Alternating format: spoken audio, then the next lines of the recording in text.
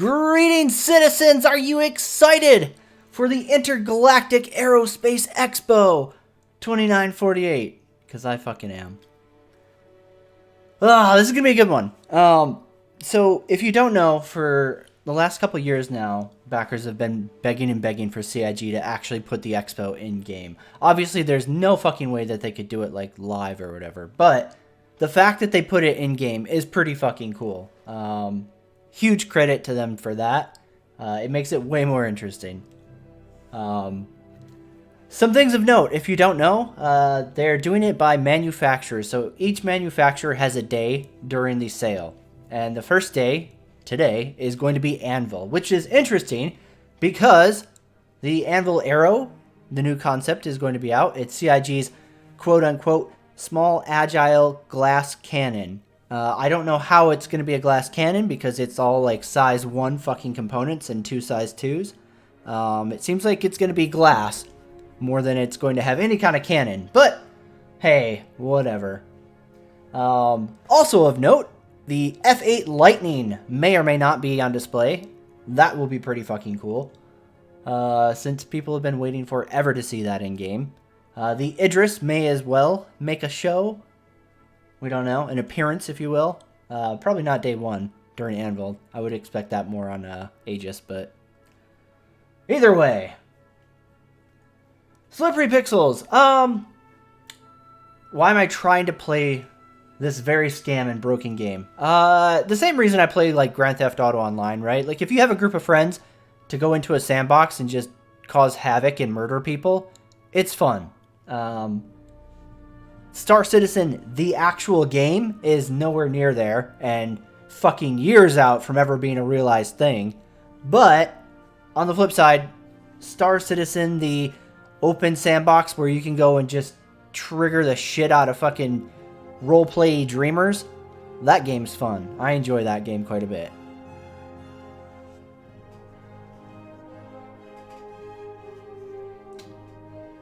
Let's see if the site is back up, because everybody murdered it.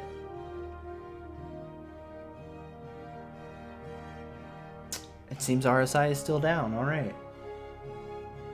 Galactic Overlord, thanks a lot, man. I'm trying to work on my sellout side of the channel, you know, because I was like, you know what, if everybody's getting free PCs, I want a free PC. What's up, RSI? Give me some of that backer money.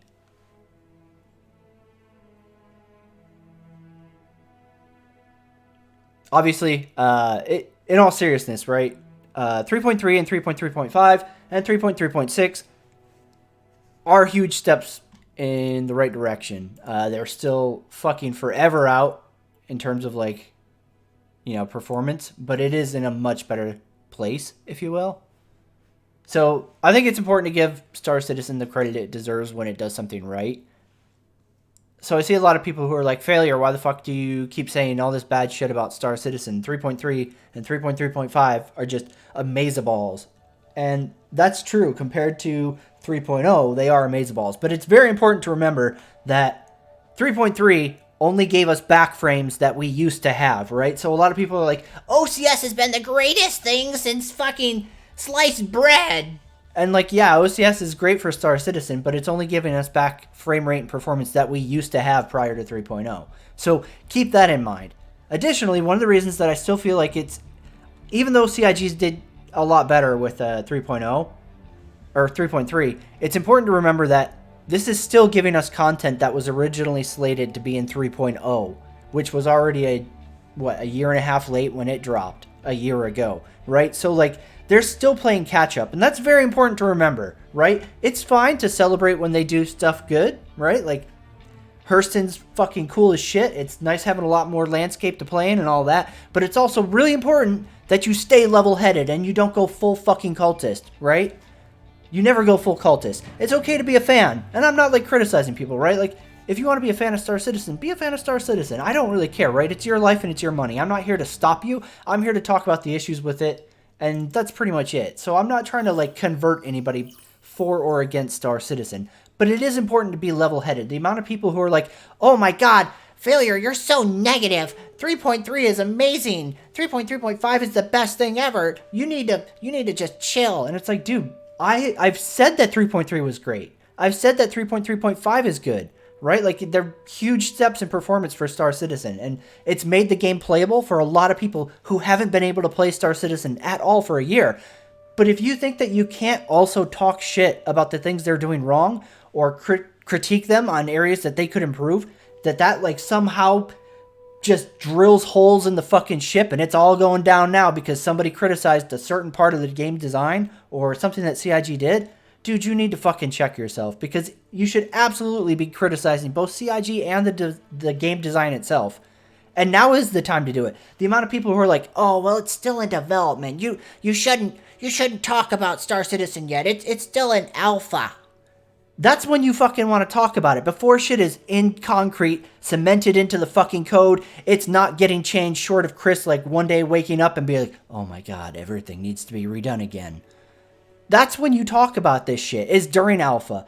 Or God fucking forbid if you don't have like that kind of developer community feedback, by beta, right? But like, you don't wait until everything's in game and fleshed out to start saying, "Hey guys, maybe we should not do food mechanics. You know, maybe a hunger system isn't really that smart." That's, you talk about it in alpha while it's still all being figured out, right? That's the only positive to Chris still not having the game figured out and like on paper in terms of like the direction that he's going with all these gameplay mechanics and gameplay loops. Now is the time you do talk about it. So to everybody who wants to come at me, because I've had so many people since I started talking about, "Oh, 3.3.5 is actually pretty good. 3.3 is actually pretty good." And they're like, "Oh, well, you can't. You're just negative. Stop saying mean things." You can say both. You can say both. If you live in a world where it's only black or white, you're a fucking problem. Not just in gaming, but in general. Okay? You need to acknowledge that there are whole shades in between black and white. And it's okay to fall in the middle of that. All right?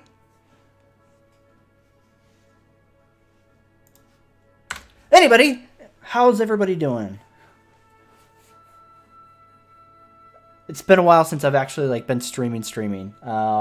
So I've been playing Star Citizen with an org lately, and we've been just kind of like going out into Crusader and killing people. And I'm not sure if it's like okay for me to stream with them or not, you know. So I've been kind of like, I'll wait out and do it later.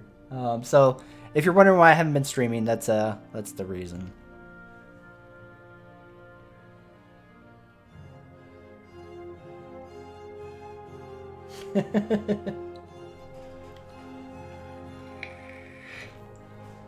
I love my squeaky voice too. It really, that's my go-to for my girlfriend. You know, I just start doing the Star Citizen backer voice, and she's like, "Oh my god, get straight in the bedroom now." It works every time, I swear.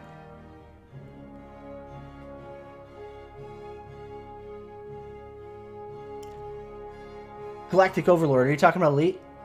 Because I would love for Elite to get space legs. That would keep me busy for a very long time.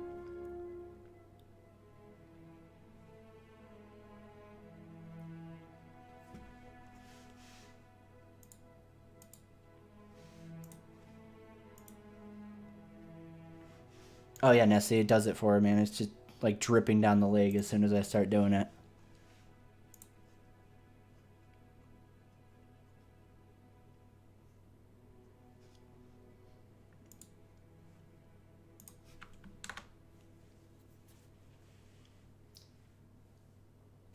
Commander Black Salve.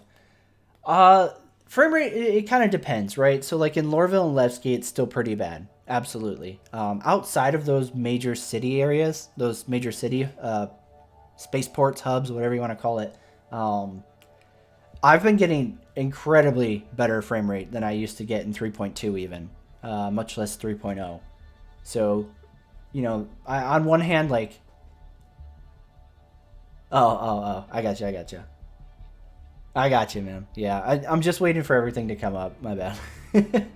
Yeah, so like, I've seen a lot of people who are like still dogging Star Citizen even after 3.3 and 3.5, or 3.3.5. And it like there's shit to critique still, right? Like there are a lot of bugs that should have been caught. There's a lot of issues going on in the game. But I think it's kind of like ridiculous, people who are so against the game that they won't acknowledge like, yeah, the frame rate is better. Like it's not amazing, And there's lots of parts of it that are still optimized like a fucking dog fucking a porcupine. But, you know, for the most part, like, the frame rate is a lot better pretty much across the board for everybody. Obviously, there's outliers there. So, like, my big issue is, man, I'm sick of the polar extremes, right? I'm sick of the fucking backers who just cannot hear anything negative about Star Citizen. I fucking can't stand them. I'm so fucking sick of them. They're what's more damaging to Star Citizen than CIG is. And then I'm also sick of the people who, like, refuse to acknowledge anything good about Star Citizen or anything that CIG does, right? Like, CIG, I still have huge issues with as a company. Huge issues, but, like, to be so, like, ingrained against something that, like, you just refuse to acknowledge anything done that's well done, right? Like, either spectrum, man. I'm sick of both extremes.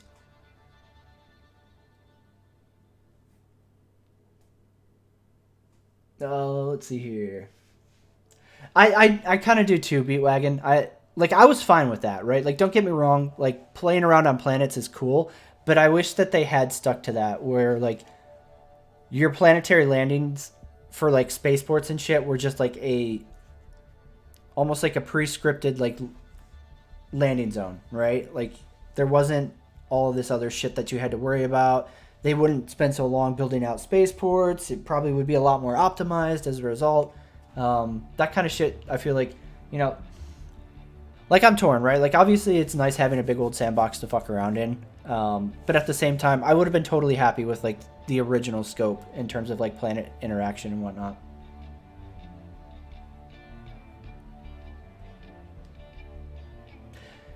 I agree, Beat. And, like, somebody was going on about that in game, actually, like, right before the servers crashed. And I decided, okay, well, let's get ready for the stream. Somebody was like, oh, man, yeah, you could fit the entire world of Skyrim in the crater here, and look how big Lorville is. It's like the city of Chicago. And somebody else was like, yeah, okay, but it's fucking empty, right? Like, it's just a bunch of, like, pixel boxes and shit right now. Like, it's not an actual city. The playable area is, you know, a couple corridors and, like, some what do you call it, assembly areas, right? Like, it's not like they invented an entire city that you can walk around in. It's not a living, breathing city. It's just like a couple corridors that are packed with bugged out, fucked up AI that are just kind of standing there for no reason. And, like, the amount of people who won't acknowledge that is kind of weird to me, right? Like, the person that was defending Star Citizen was like, no, it's a whole city. You can walk anywhere here. It's beautiful. And it's like, dude, okay, it's a whole city, but, like, there's nothing in it. It's empty, right? That doesn't make it like a giant technological feat that, like, oh man, look how much gameplay is here. Like, 90% of the fucking city is literally like, you can't go there or you're gonna get killed. Like, chill, man. Yeah, Kahinde? Is that right? I agree, right? I don't think it's ever gonna be a full city, and that's kind of a shame, right? Like, if you're gonna spend all that time building these giant cities, instead of just keeping them like small outposts and shit like that. Like, I'm not saying ArcCorp level outposts, but, like, small outposts, right? Like, keep it in a realistic fashion where, like, you know, people are setting up, like, outposts and, like, decent establishments, right? I think that would have been better. Because why build out this giant city if it's majoritively always going to be just blocked out emptiness, you know?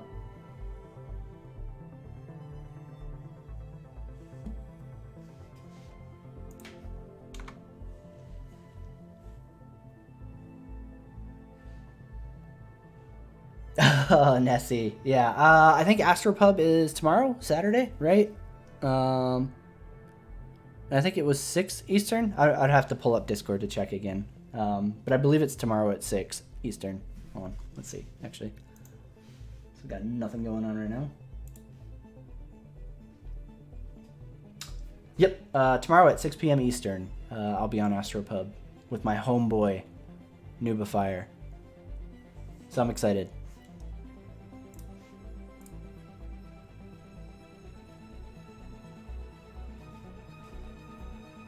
Yeah, like that.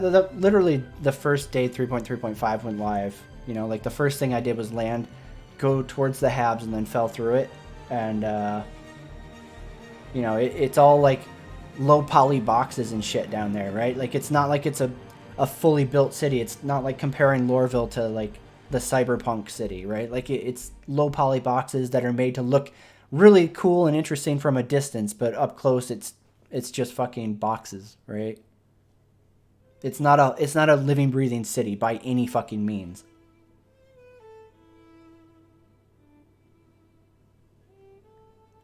You're a low poly box, Firefly. Good. But failure, Lorville is huge.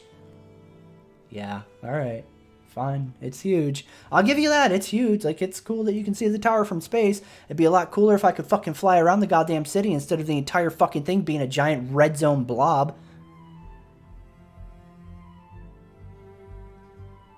I agree, Beat. And I think that's one of the things that we usually agree on, right? Is like, they spend too much time trying to waste, you know, resources on eye fluff that they really don't need.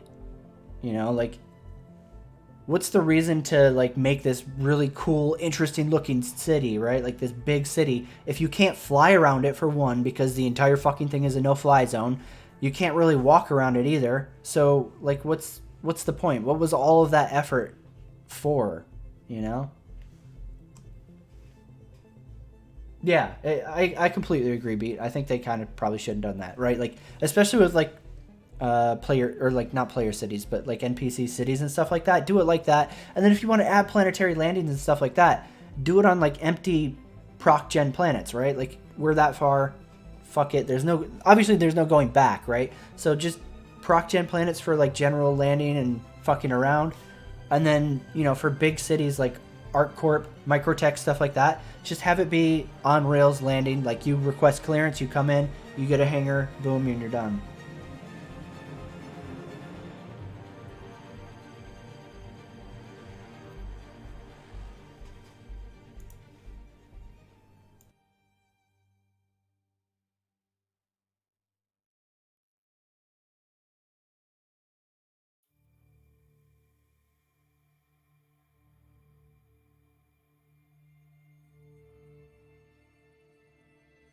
We're gonna see how long my voice holds up today, because I haven't been streaming in forever, so I haven't done this much consistent talking. So we're gonna see how long that goes.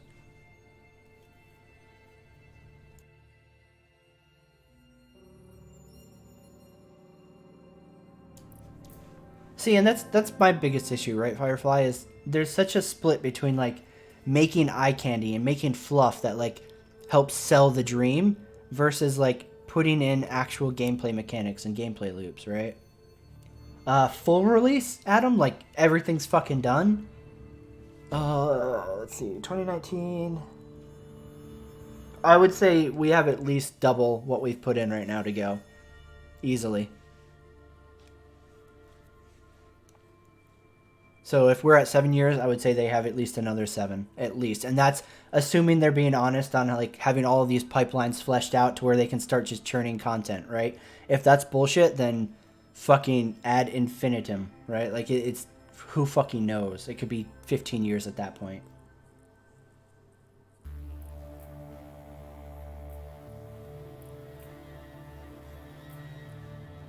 No, definitely not Misery.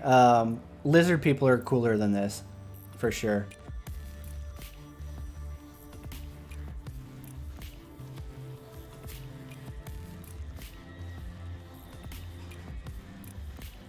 I could I could see that, right? Be like they're definitely gonna have a launch with minimum viable product, I think, right? Like, there's no way they're gonna launch with like everything that they promised. It's gonna be like maybe a couple systems, solar systems, I mean, and then like basic gameplay loops. So we'll probably see like salvaging, repairing, refueling, maybe bounty hunting and stuff like that. And they'll be like, okay, well, this is our initial launch, but we're gonna add on to it. So yeah, I think that's how it's actually gonna pan out. Beat is gonna be like that.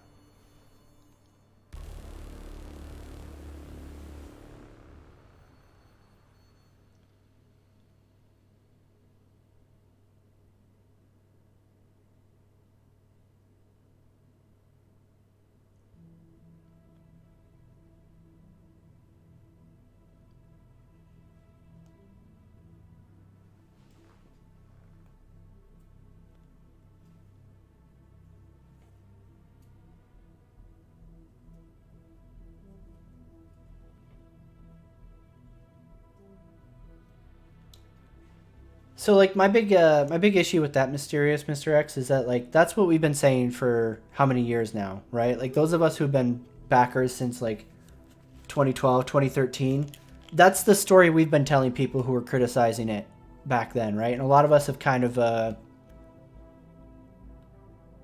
don't want to say like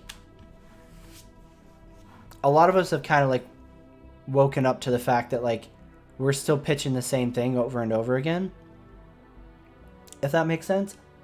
And we're like, oh shit, like year after year we're telling people, oh, it's going to get better once the tools are in place, it's going to get better once the tools are in place.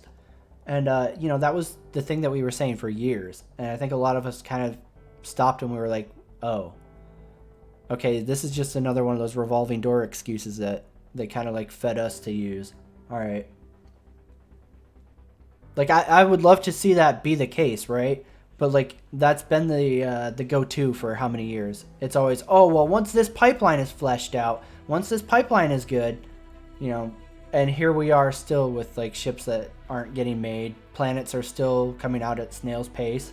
You know, if they prove us wrong on that, that would be great. I'm more than happy to see that happen to where like they do finally get a pipeline set up and shit just starts pouring out. That would be amazing. I just, you know, I'm at a point with Star Citizen where I don't take anything they say as like it's going to happen. I take everything as what they're capable of doing right now and what they are doing right now.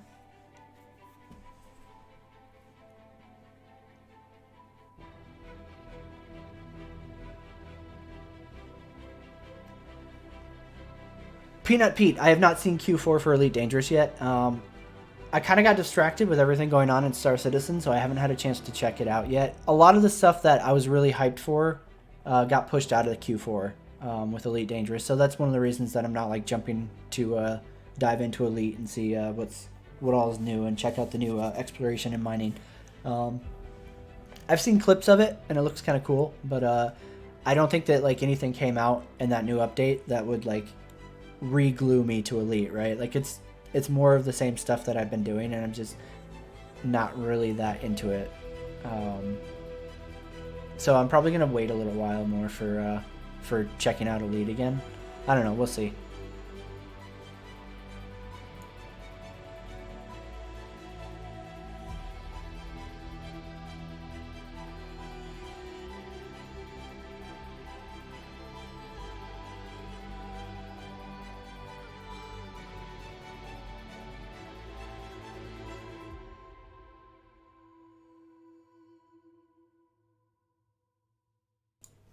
I agree with that, Fulgaro, right? And I think that's one of the curses of a space game, right? Like, how do you make a space game feel engaging after you know you've gone out and you've done all of the few gameplay loops that are in a space game, right?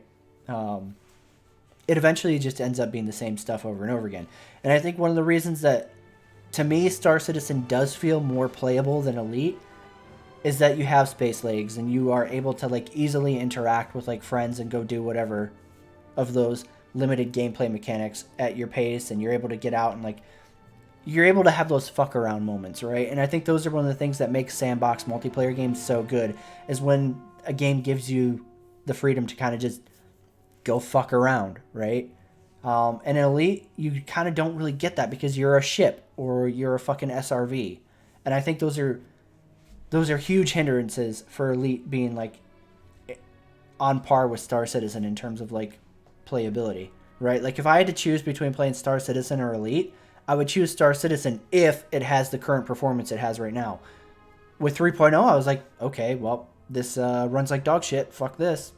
And they also fucked the flight model. Like I liked a lot of the older flight models a lot more than what we have now. I'm willing to like wait it out until March or whatever to see what the new flight model is going to be like. But yeah, if I had to pick between playing Star Citizen with friends or playing Elite Dangerous with friends, I would pick Star Citizen every time. If I had to pick between playing alone Star Citizen or playing alone on Elite, I would pick Elite because Elite just has so much more space to go out and like do stuff, right? Like Star Citizen hasn't really gotten that solo play content there yet, in my opinion.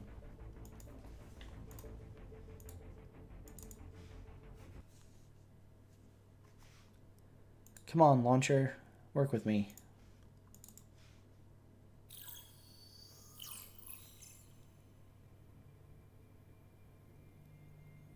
God, the launcher's not even prompting what do you call it now? Holy shit. Okay. Alright. Thanks, Firefly.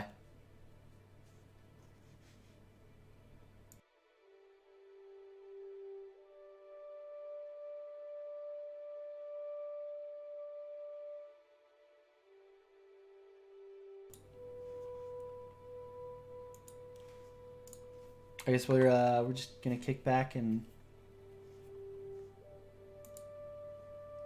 wait for CIG to fix their anniversary.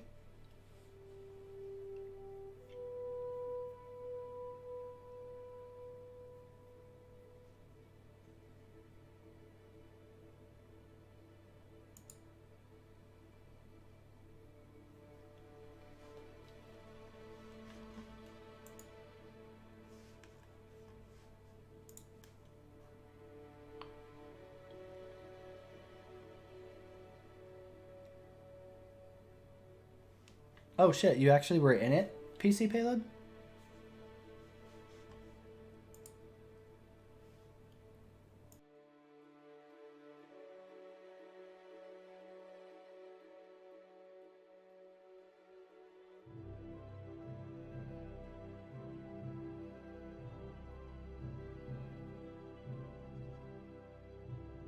Oh shit.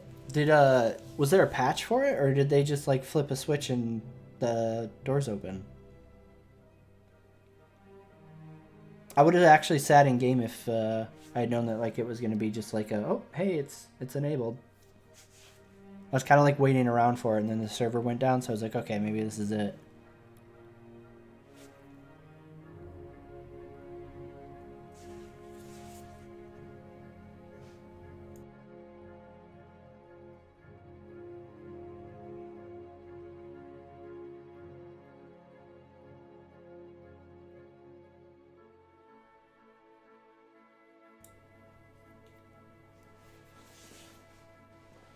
Yeah, I agree, Delta Cordis. That's kind of one of my biggest regrets is I can't like look at an alternate timeline where Elite Dangerous had the same budget as Star Citizen and the same focus from Frontier.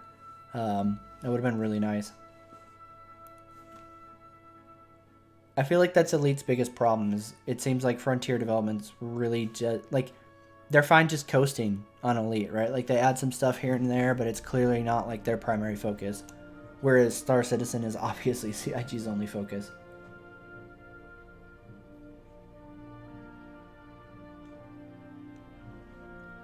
Yeah, I agree, Daniel. It's a huge deal, right? Like I've been trying to not get into the whole like economy stuff yet because it's just so early. But like,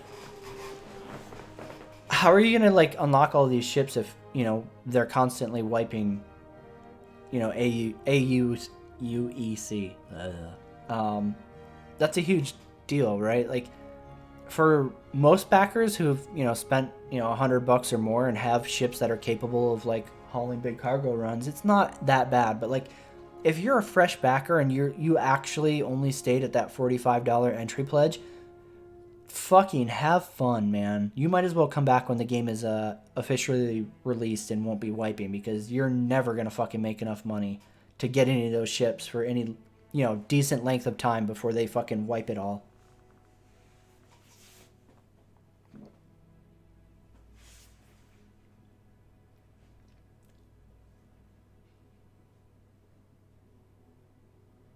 Yeah, I agree with that, Galactic Overlord. It seems like Frontier is constantly going like, "Oh man, we sure have been putting a lot of time into Elite here. Look at we're getting a lot of stuff done. We got a lot of really cool stuff coming." And then it just rolls around and you're like, "Okay, fuck, this is just more the same bullshit." All right, well, uninstall. You know, like fuck. It's it's really frustrating that we can't just get a fucking space game that's enjoyable. Like both of them have like their own shenanigan bullshit. I'm really hoping that X4 is like, even though it's single player, that it's just enjoyable and I can fucking burn on that for like a couple months at least.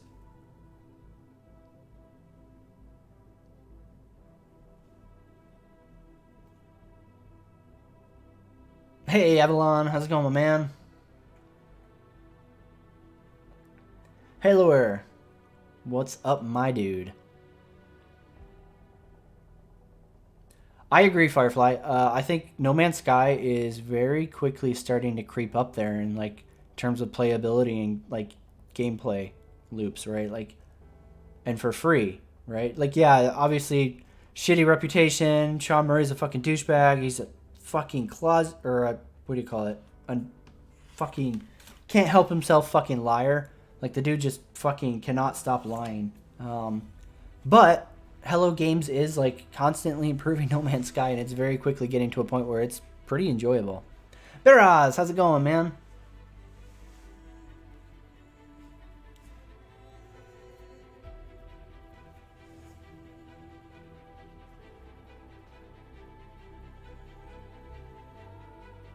I really hope that X4 isn't bad.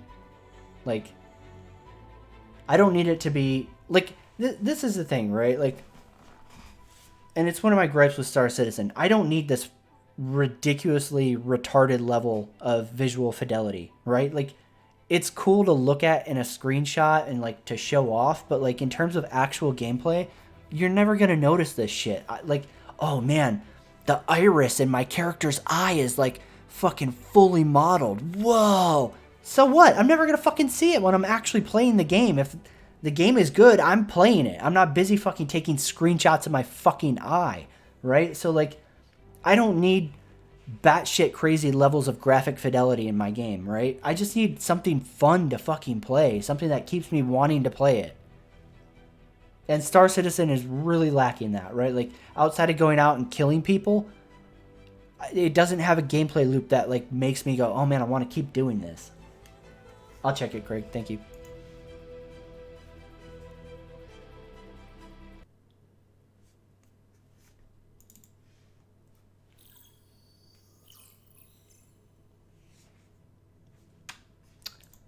Can I verify? I cannot verify. Fuck. Looks like it's still down for me.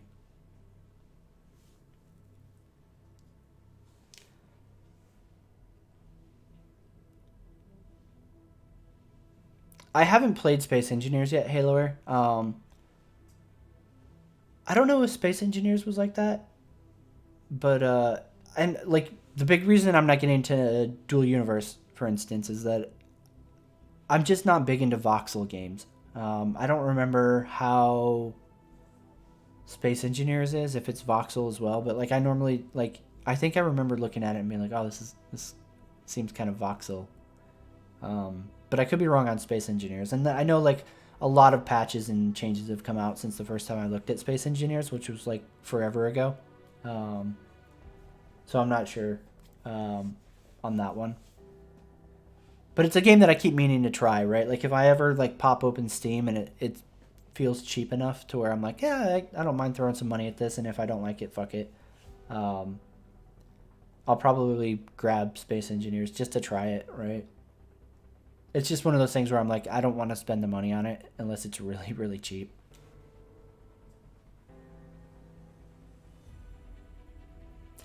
CIG needs a publisher to finish Star Citizen is what CIG needs.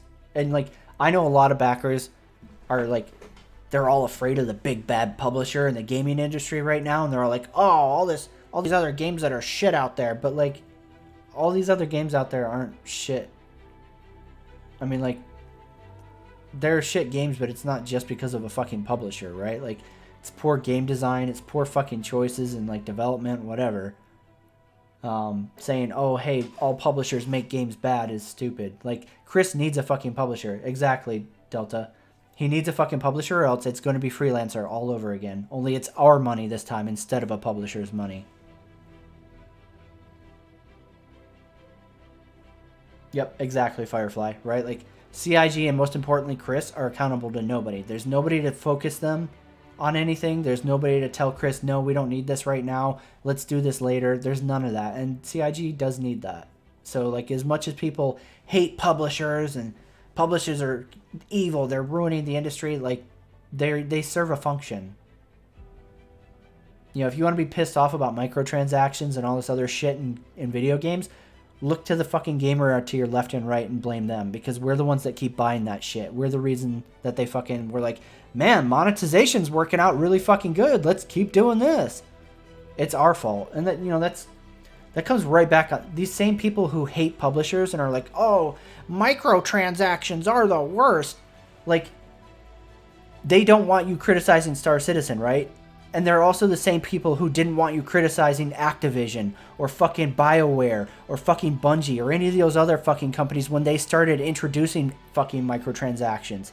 So fuck those people. They're so fucking hypocritical. Like, we're the reason that fucking gaming is what it is. We're the ones who bought up DLC that was fucking $15 for an hour extra fucking content. You know, like, we went from expansion packs that were basically an entire fucking new game for like 20 to 30 bucks to fucking DLC. We're the ones who bought that shit and made it what it is today. So don't fucking blame just publishers. We equally own blaming that.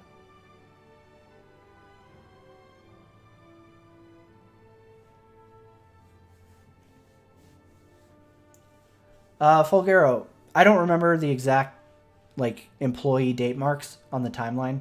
I know there's like a graphic out there somewhere that has it, so I don't recall.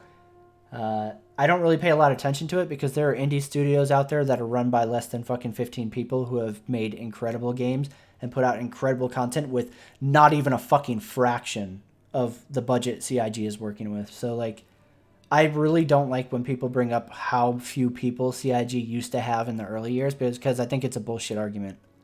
Especially when they had more funding than most fucking developers ever fucking get to touch.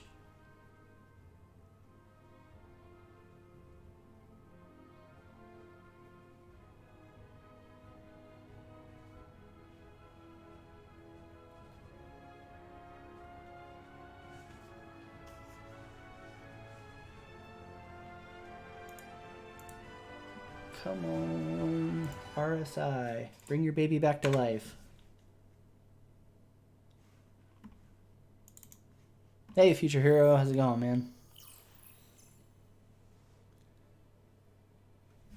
And, like, I'm not sure if that's where you were going with that, by the way, Fulgaro.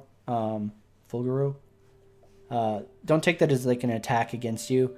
It's just something that I constantly see on the channel where people are like, oh, CIG only had, like, 12 people in a basement for the first 2 years, and it drives me fucking crazy because there are developers out there who have made amazing content with nowhere near the money and just as few people.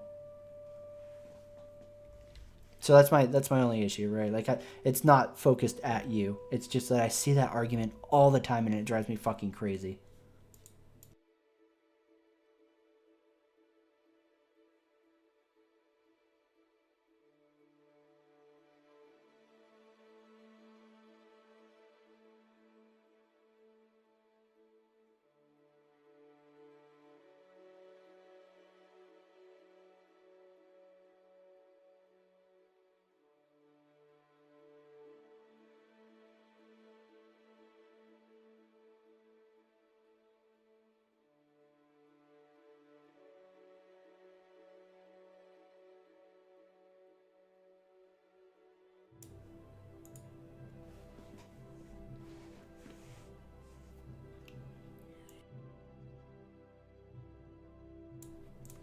I wouldn't be able to do that, Fulgaro. I don't even pay attention to console games anymore, so I don't even know. Like, I wouldn't be able to cross-reference which ones are only PC and which ones are what.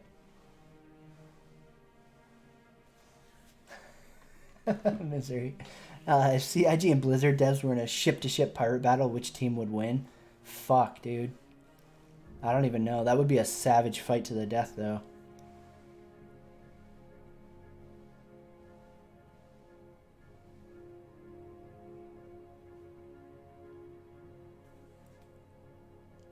Yeah, I agree with you, Payload, right? Like, it's not a matter of, like, people, and it's not a matter of money. CIG has extensively proved that, right? Like, they've had retarded amounts of money from day one. They've had a few people who were supposed to be, like, really passionate and really into their product, and they've had a small fucking army of people, and the pace has basically been the same so far. So it's clearly not an issue of like, let's throw more money at it, and it's clearly not an issue of let's hire more people.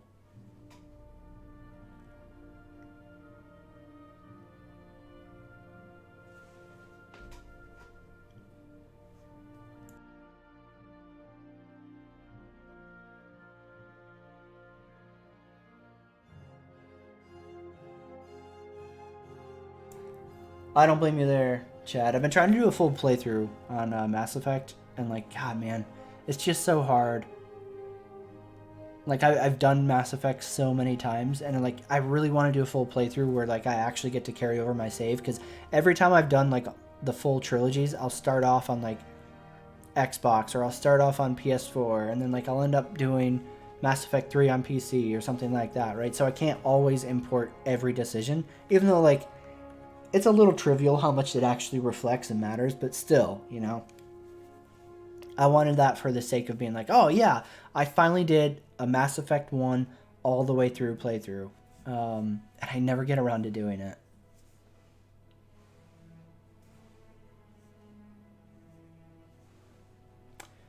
Do I think there's stuff about Star Citizen that is groundbreaking?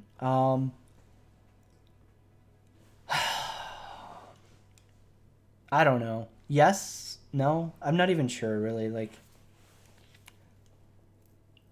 Like, don't get me wrong. Like, some of the stuff that they're doing, like multi-cruise ships and stuff like that, it's very impressive to have these interiors that also move around seamlessly from, like, planet to space and all that shit, while other people are inside those ships, interacting with objects inside of those ships, like being able to move shit around, being able to get into different stations and stuff like that, right? Like, I'm not saying that like CIG hasn't done anything impressive. I'm saying that like I don't agree with the pacing when they say like, oh yeah, man, it's right around the corner. It's all going to be amazing soon. We just got to get a couple more things fleshed out, and then the pipelines are going to just churn out that content.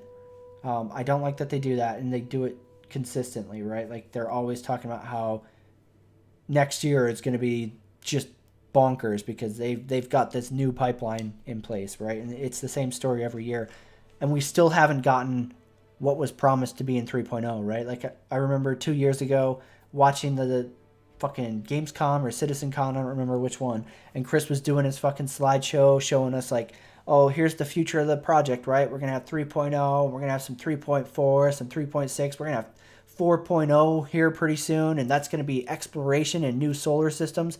And at this point, we're fucking very possibly looking at a whole nother year to finish off Crusader, right? Like, that's fucking insane to me. MTB Fritz. So the expo has not started because everything kind of imploded, unfortunately. The RSI website's down, and the launcher has been down. Let me check that again just to make sure.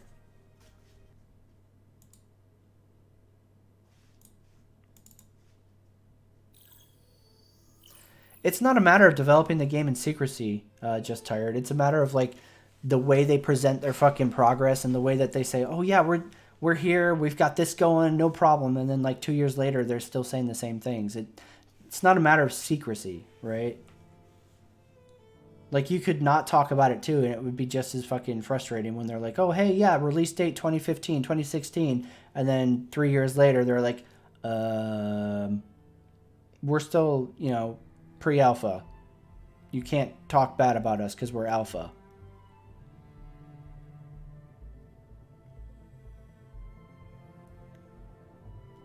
If anything, the issue isn't secrecy. The issue is that, like, there are people out there who just cannot handle that, you know, people criticize Star Citizen and criticize CIG. Just waiting for the launcher to fucking decide it wants to live again.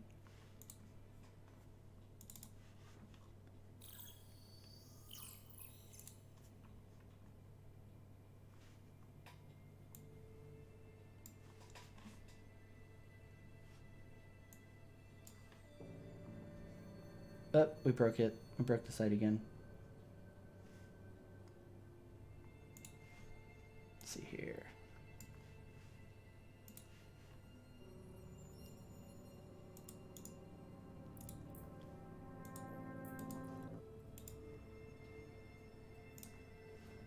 Let's see what's new.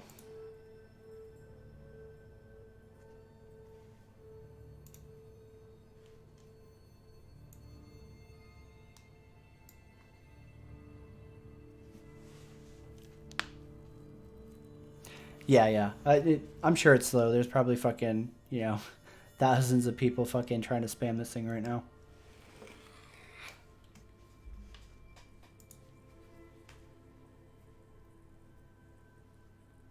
Oh, no add-ons? What? Alright, let's see.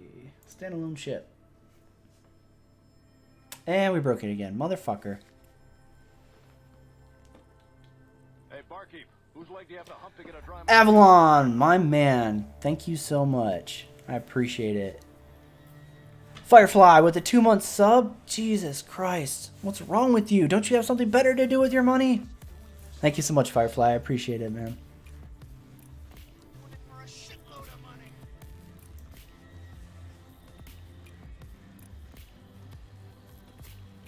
Yeah, we definitely broke it. We broke it, guys.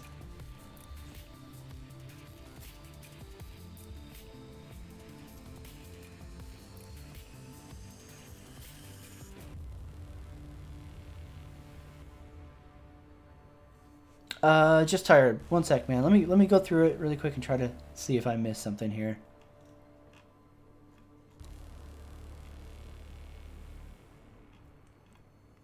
So one of my biggest issues is I see a lot of people who, especially people who backed after me, constantly tell me that my issue is that I'm impatient, that I want it right now. I don't want it right now. I never said that I wanted Star Citizen last year or whatever. My issue is if Chris tells me, oh yeah, this is going to be released in 2015 or this is going to be released in 2017, then I expect it to be released in 2017. I didn't come up with that fucking release date, right? Like, he did. He gave that to me. When he misses it, yeah, it makes me go, okay, what's going on there? If you were so confident that you were going to get it out in 2017, but now 2 years later, it's still not out and you still don't know when it's coming out. That makes me wonder, like, how are you managing this shit? And it makes me concerned with, how they're fucking focusing on the project, if they're spending their time on things that are meaningful, like fucking FOIP, or things like, refueling and salvaging and stuff like that, right? Like, that's the kind of issues that I have, right? I backed in 2013. I fully expected this game to not even be going to beta until 2022 when I backed it, right? Like, just the scope of it and everything that they were doing, I was like, there's no way. There's no way that this is coming anytime soon. This is going to be one of those things that I buy and I wait years for it to get finished. The only difference with Star Citizen versus other things that I've backed and then waited for them to get actually made is that I was more active with the development, right? Like, I hung around it and I stayed involved with the community and shit like that, unfortunately. So, like, it doesn't have anything to do with people who are like, I hate seeing the argument where, defenders of the game are like, oh, this person's criticizing Star Citizen. They're impatient. They're just a whiny millennial. Like, oh, God, that is such a shallow fucking thing to say. And I'm not saying that that's what you're saying. I'm just ranting, right? Like, I'm going to end up on a tangent with a lot of things that people bring up just because it's shit that I constantly see. And that's fine, right? Like, I think a lot of backers get confused too because they think, oh, hey, like, if Failure is criticizing the game, then he wants it to die, right? And, like, at no point have I ever, like, been like, oh, man, I want Star Citizen to die. I want people to refund or any of that shit, right? Like, womp, womp, womp. Nothing new yet. All this fucking murdering the damn site, and the new shit isn't even listed yet. Rip. I'll check it, payload. Thank you for the heads up.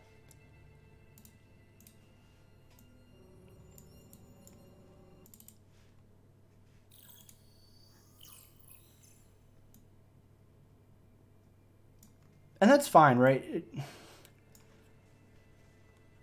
Oh, we got a launch. Nice. it's fine for people who are like legitimately they've only put in a little bit of money and they're no joke like fine if it takes off or it sinks whatever. I hate seeing the people who have thousands put into the game and like they're not rich, right? They're not trust fund people or some shit like that. They have thousands put into the game and like, "Oh, I don't even care if it folds tomorrow, it's no big deal." Like those people are totally being disingenuous with themselves.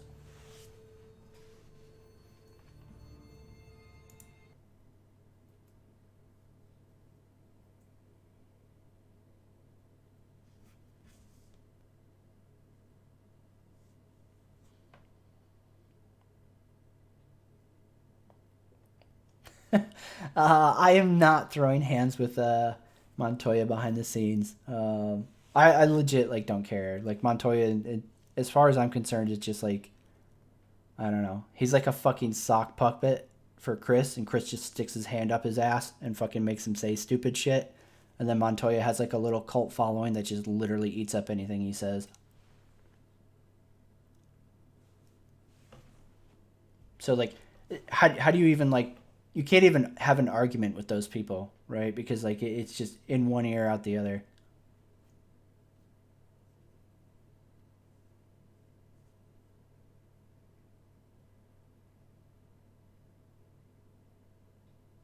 I'm sorry, Antonia.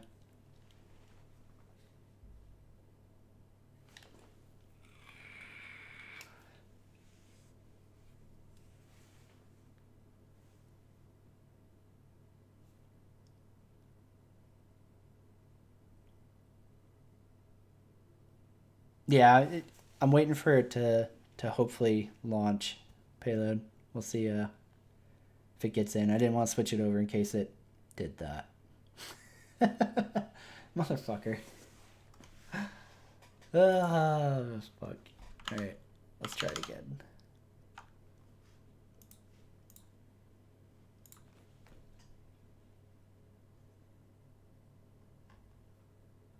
Yeah, the you don't understand game development one, that's another really classic one. That one drives me fucking nuts. Because like it literally doesn't matter. You could fucking get somebody who does game development for a fucking living and like have them talk about the issues in Star Citizen, and it would just be a different excuse. Ah, fuck! Now my launcher doesn't have a launch button again. Um, and then like, I've talked to like people who worked on Star Citizen, and like I've kind of without like saying shit that would reveal who they are and shit like that. I've kind of like regurgitated some of their talking points and arguments, and I still get people saying, "You just don't understand game development. You don't know." And it's like, oh my god, I'm literally fucking like saying shit that like people who worked on this game fucking said, but I guess you know more about Star Citizen than they did, huh? Fuck, put in your resume. Maybe you can make fucking the game for CIG.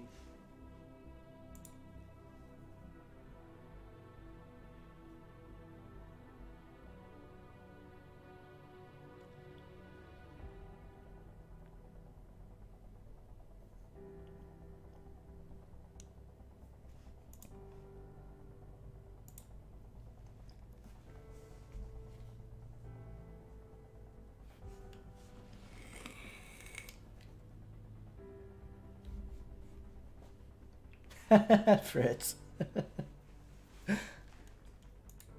That's harsh.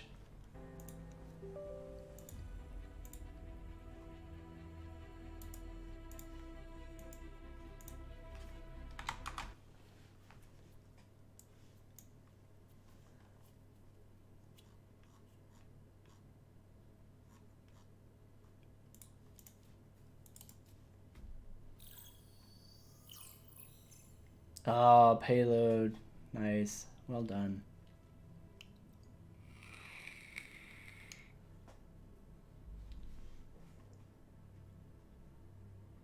Alright, I got an actual patch this time, so hopefully that's progress.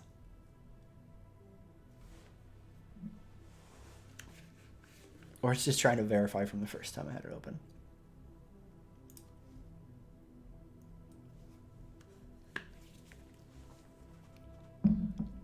I agree with that, Claude. I don't have anything against the developers themselves. I definitely think that the management team at least needs a higher authority above them.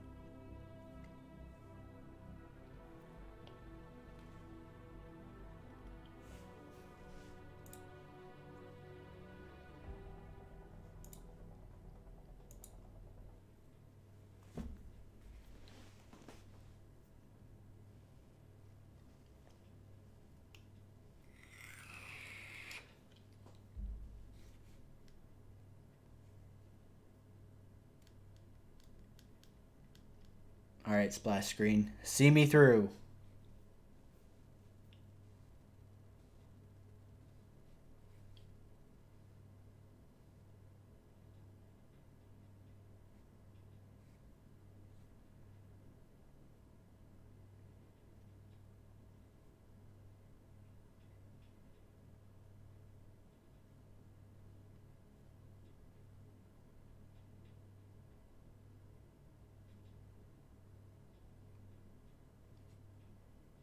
Or are you actually like playing from inside the studio there, PC Payload?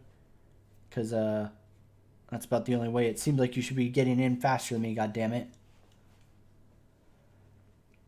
This is some anti-failure prejudice from CIG. I'm pretty sure I'm just like flagged here, and they're like, "Oh, crash his shit over and over again."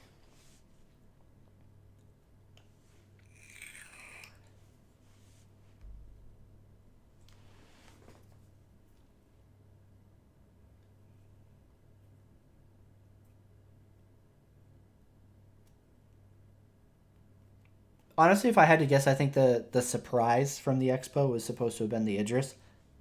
Motherfucker.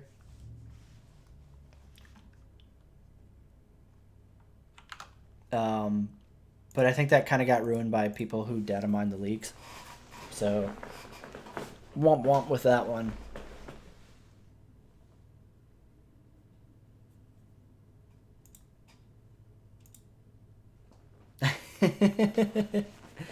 Beat, you can always bonk me with your starter ship, man.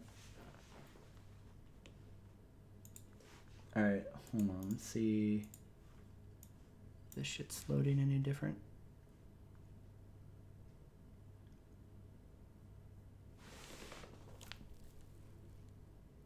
I guess this answers like what would happen if if CIG like actually tried to like support the amount of people who are backing the game on servers.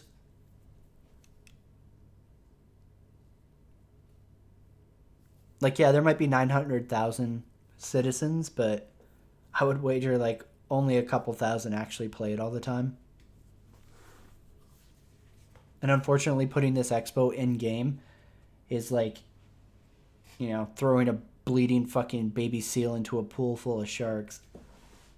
Now everybody and their fucking mother's trying to log in.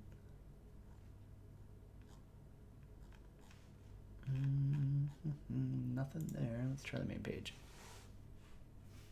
No, that's still not updated either. RIP.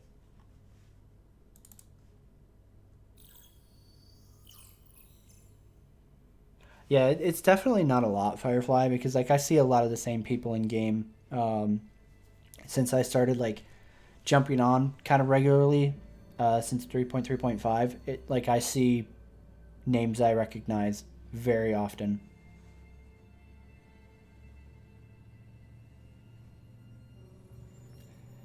I'm actually cool with like 100, couple hundred Neo.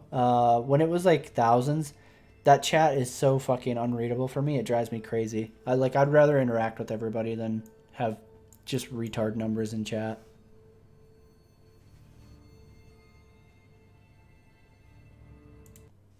See, Payload, like, what kind of Jap codes are you using to be able to get in there right now? Because this is bullshit. It's definitely not loading for me.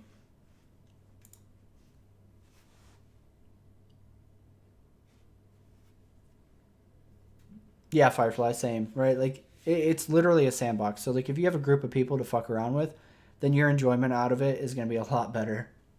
Motherfucker. Oh, a Q. Hello.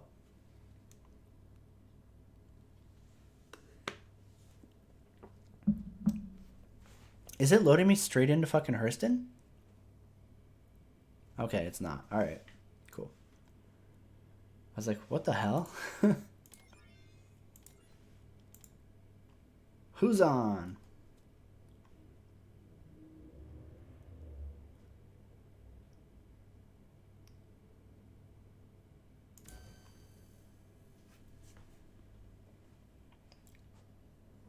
Hey, Nomadic Fusion, how's it going, man?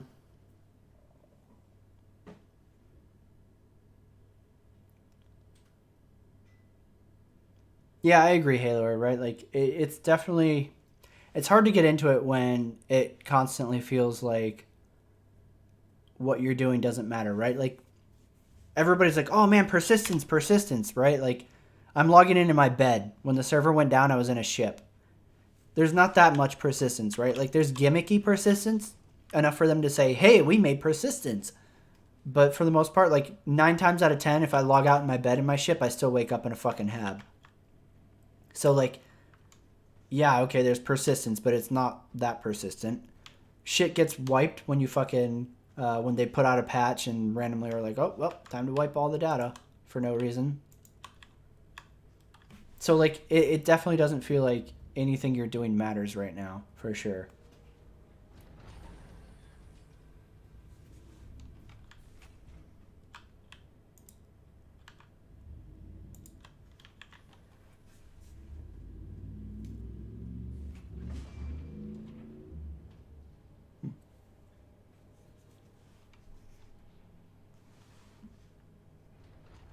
Alright, let's see here.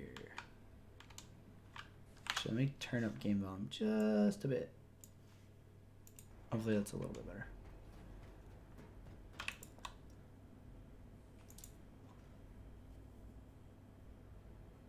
Your ship has been delivered to the following landing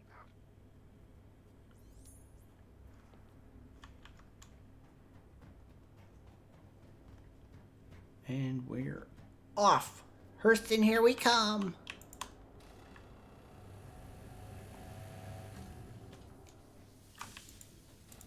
I'm coming, payload. I'm ready.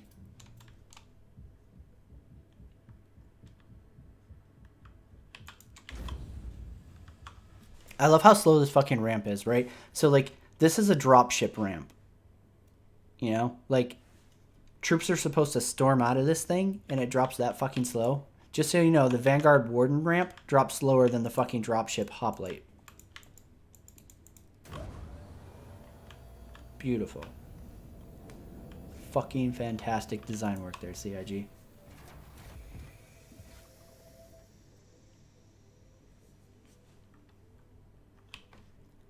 I swear to God, PC, if you just jinx me with that, I will hunt you fucking down. You will never know a calm, safe day in the verse again.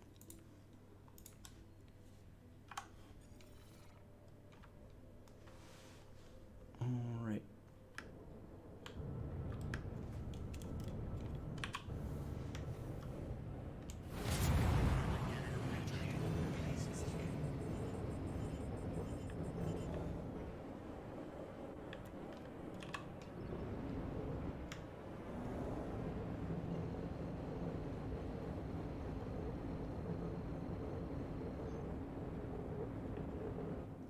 Yeah, Beat, I agree. Like, so many of the things that are fucked in Star Citizen are, like, obvious design issues. And it's even more frustrating when CIG does acknowledge it. Like, they acknowledge the feedback, and they're like, well, we think it's better this way. And it's like, motherfucking goddamn double downing motherfuckers. Airwid, how's it going? I'm trying to get to Hurston so we can see the Intergalactic Aerospace Expo.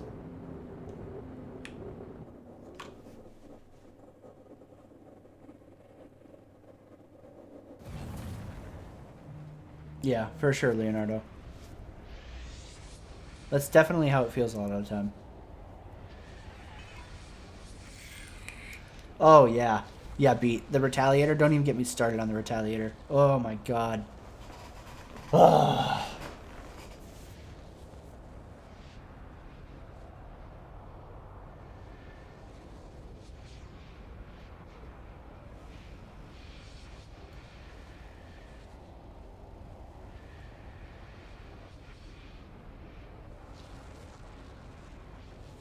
Yeah, I agree, Halo. I think it was a fucking way overdue change that they added the waypoint system, or the multi-jump, or whatever you want to call it.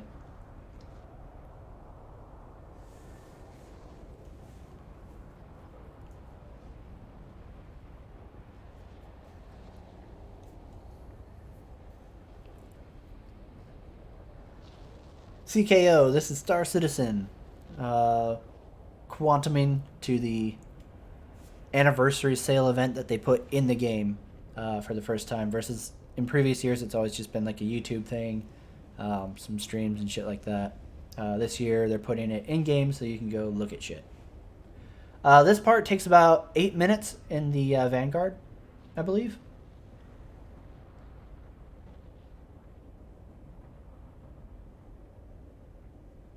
So your travel times to Hurston from Crusader depend on the ship you're in. Larger ships with bigger quantum drives go faster than smaller ones. So if you're a smaller one, then you could be looking at like a fighter, like a single seat small fighter, or any of the starter ships, stuff like that. You could be looking at 15 minutes. Medium-sized ships are more in the range of like 9, roughly, and then some of the big ones are like 5 to 7 minutes. Bowfast, how's it going, man?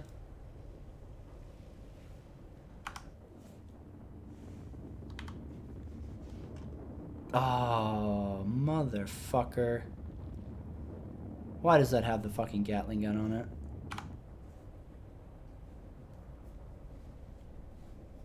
Oh, nice payload.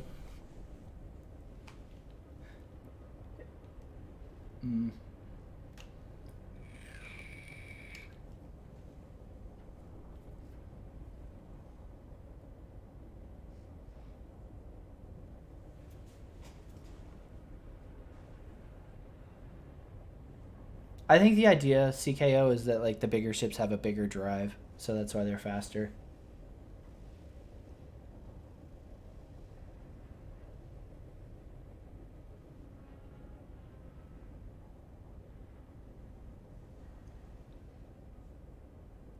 Wrath of Pancake, how's it going, man?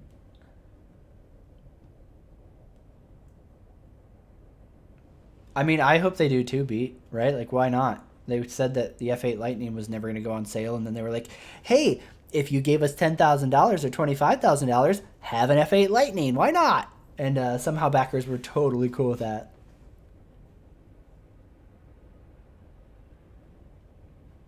So fuck it, you might as well sell the F7A too.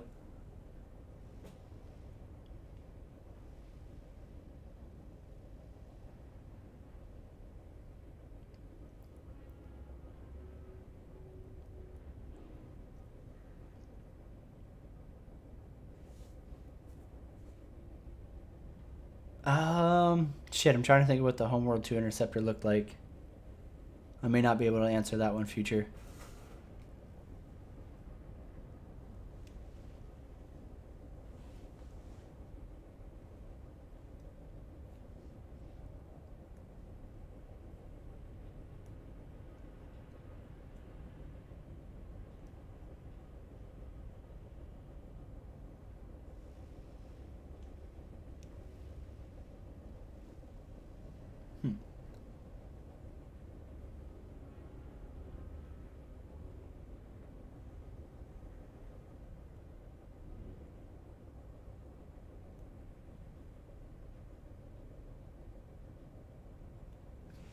I just like, you know, I don't really see a point in getting the F7A or any of the like smaller fighters anymore, because like unless you have a dedicated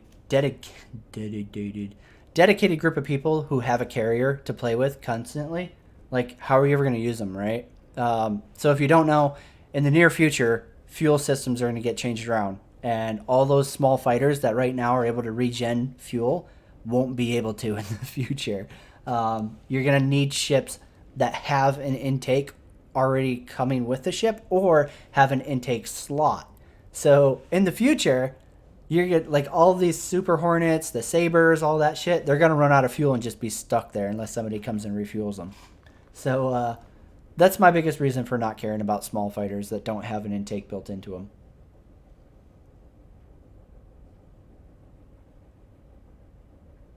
So like even if they sold the F7A, unless they like unequivocally said, "Hey, yes, this does come with a fuel intake or the ability to put one into it," then fuck that thing. Like I have no desire. I would never want to own a ship that doesn't have the ability to regenerate its own fuel.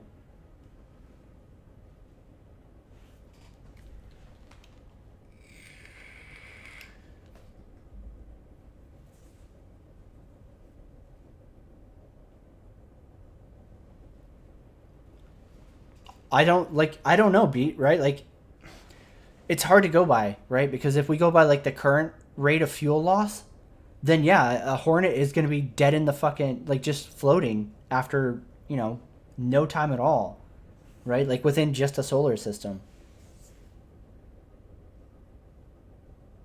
So like, I don't know. I don't know how they're going to do it. I'm really curious to see how that ends up.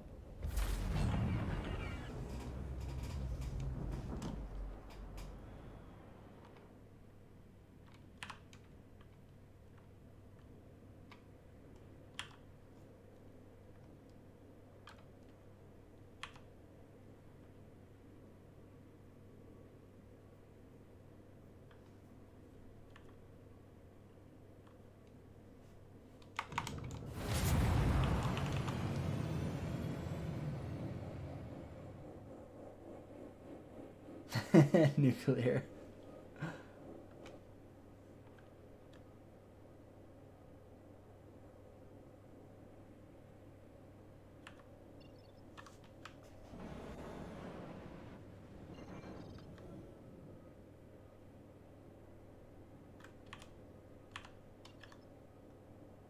Come on, Jesus Christ.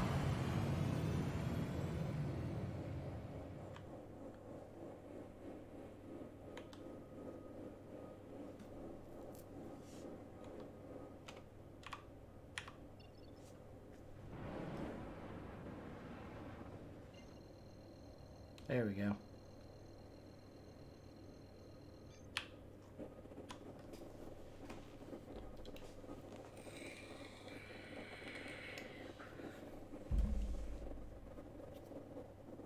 I love that it doesn't give me a name, so I have no idea who is inviting me to the party. And I love that they haven't fixed that after how long now?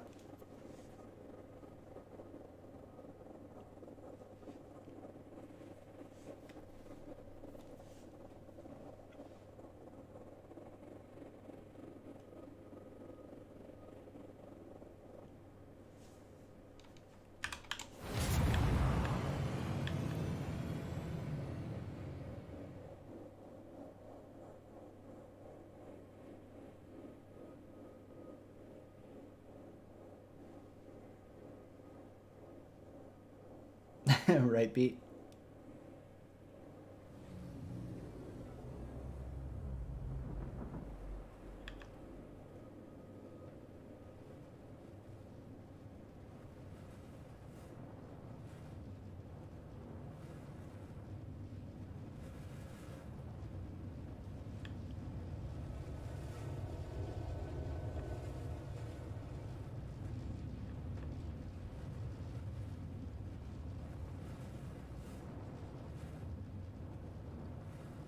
$72-month insurance isn't bad. Wow, I'm surprised.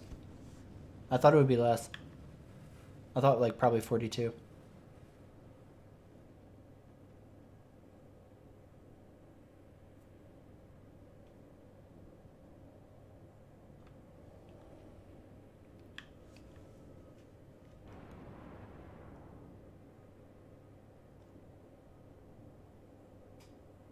Uh, 72 months in game time when the game goes live. So not just 72 months from when the game goes live, but 72 months of actual play time is how they're doing their insurance.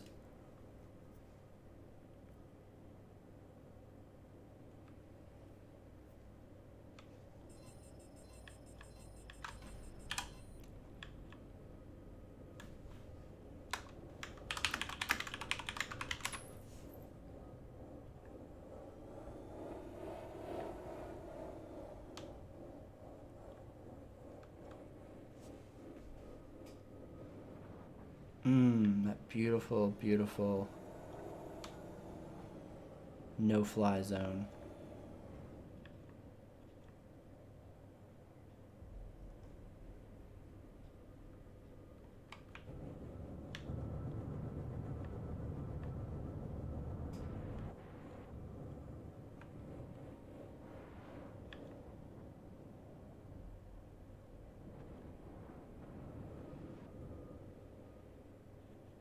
Shit, which strip was it? I can't remember if it was the actual, like, hangars or...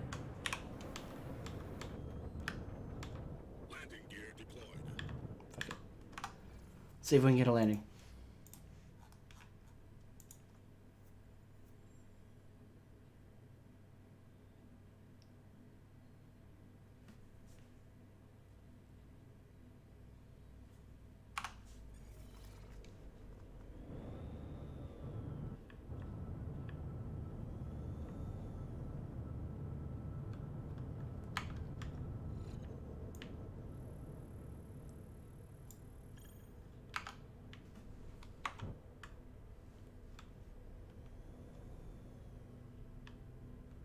Yep. Is that it? Landing gear retracted.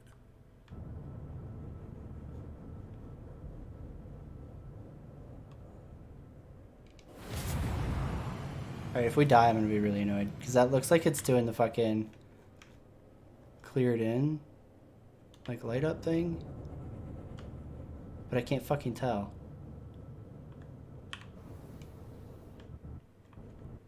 Landing gear deployed. God, what if it's not?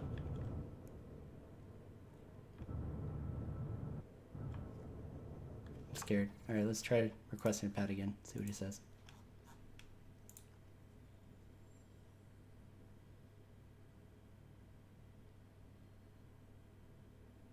Nope. Rip. Oh, there we go. That one now. Landing gear retracted.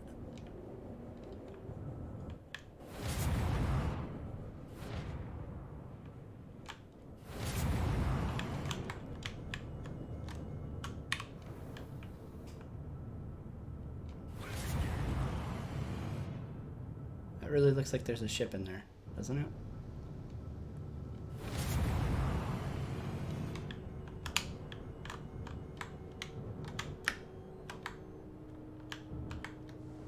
Like a glove.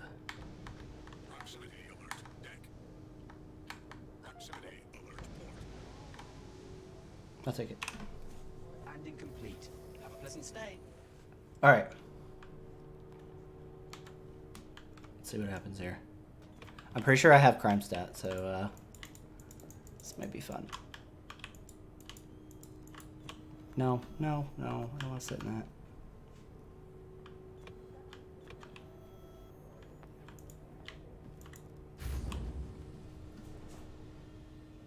I think the Vanguard's doing pretty good, V.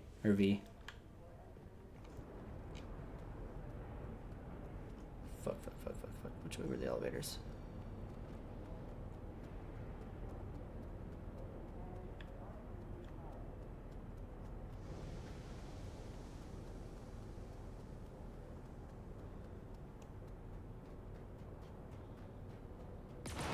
No, fuck you.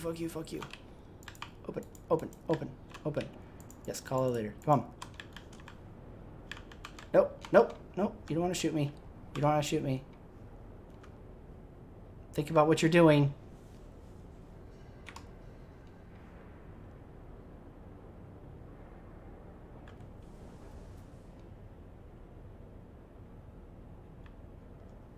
No.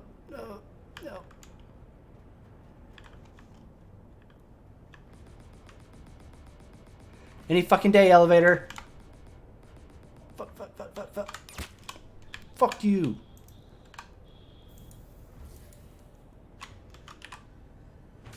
What a fucking dick.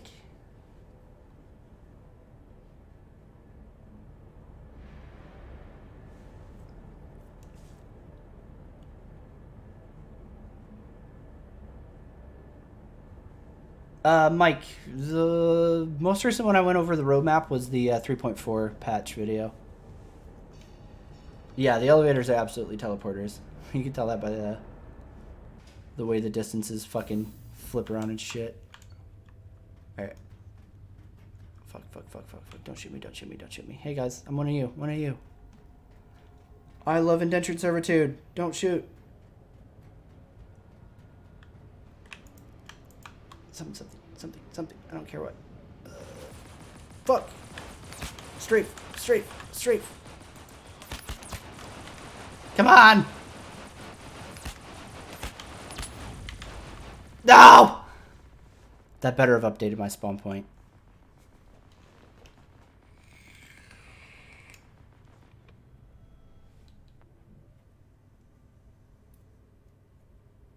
Yes! Fucking nailed it. Suck my dick, Lorville.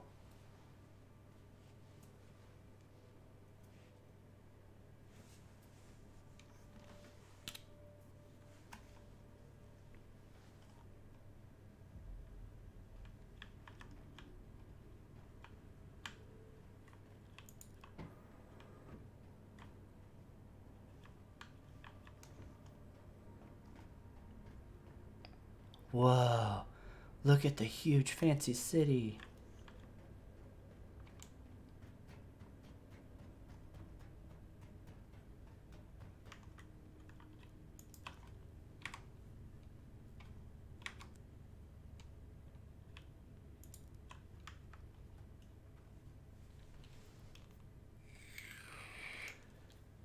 I think it does, Avalon. If it doesn't, I'm about to find out.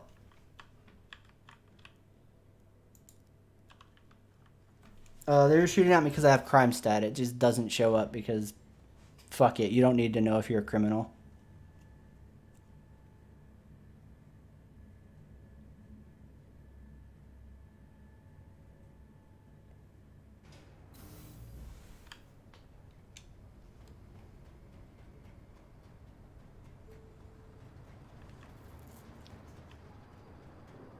Hold your fire, boys.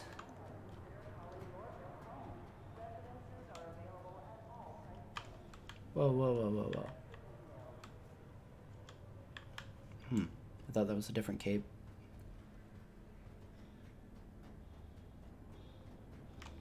Oh, who fucking knows on completion?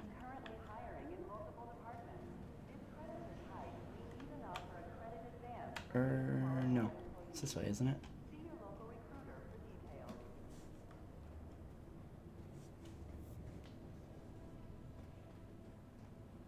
Welcome to Metro Center.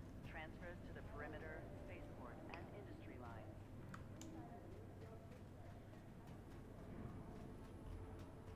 Yeah, Wrath, like, that's a huge, like, a hypocrisy loop that drives me fucking nuts with, what do you call it?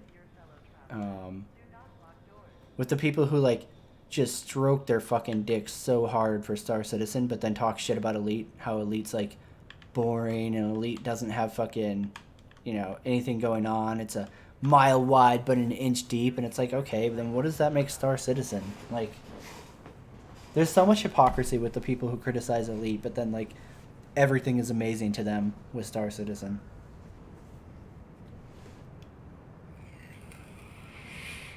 Trespassing or attempting to trespass on train tracks is a serious and dangerous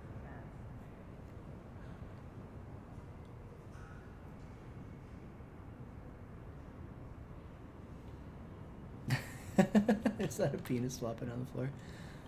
Like, it's somebody's med pen. Or oxygen pen. I don't know why the fuck somebody's using an O2 pen in here, but...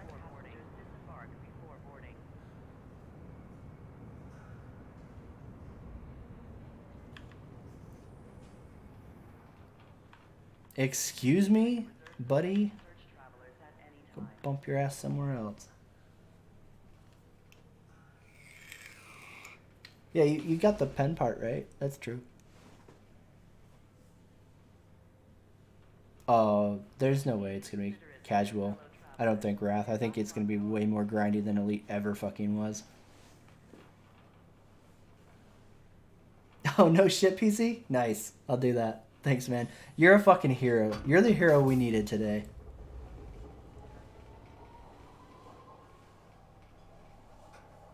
Next stop, Tisa Spaceport.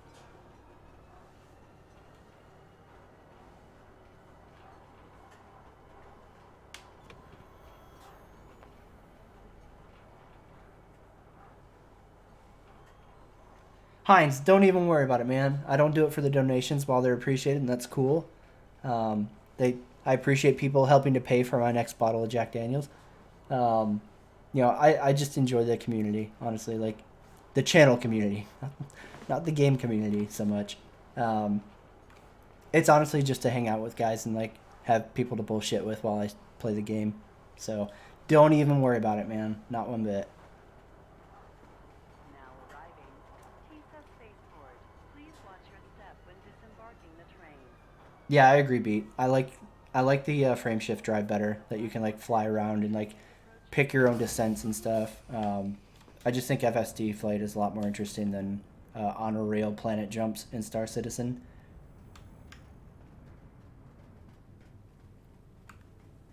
And then the quantum travel, I don't know, like, oh god. Somebody was fucking bad.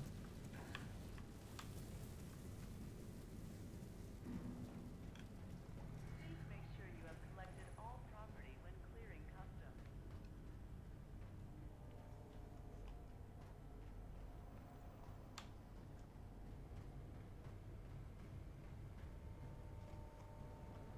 Alright, let's see. Expo was in Hangar 1 and 2, right? I fucking love me some whiskey, my man. Love it. Well, this is different, right? Yeah. So, or no, maybe not. Never mind.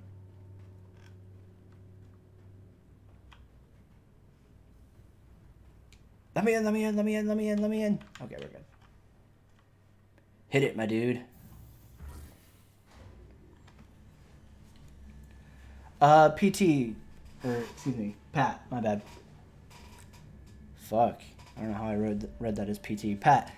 So today, all Anvil ships that are flyable in game will be rentable. Tomorrow is RSI, I believe. So all RSI ships will be rentable, and it will rotate every day. So right now it's Anvil Day. Tomorrow will be RSI. After that is Origin, and beyond that, I don't remember the other ones. That's great. Look at that. The fucking Expo is fucking bugged. What a surprise. We did it. Gee, I wonder if people were able to fucking buy and fly them out.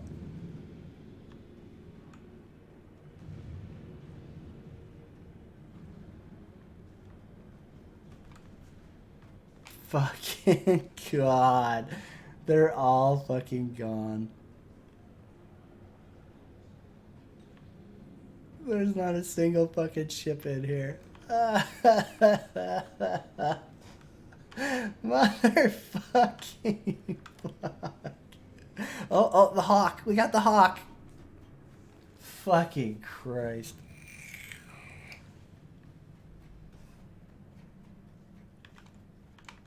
Oh, it's roped off so we can't get into it, huh? Challenge accepted.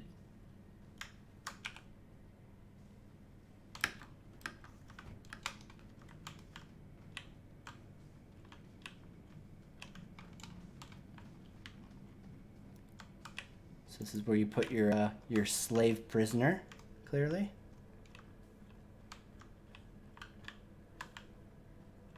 God, I wonder where the cockpit entrance is going to be. Oh, shit. I wonder if it's going to be front-loaded right there.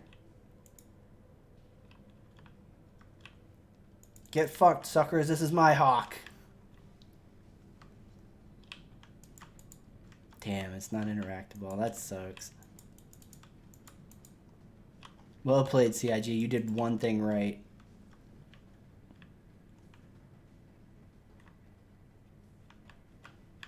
Step back, peasant.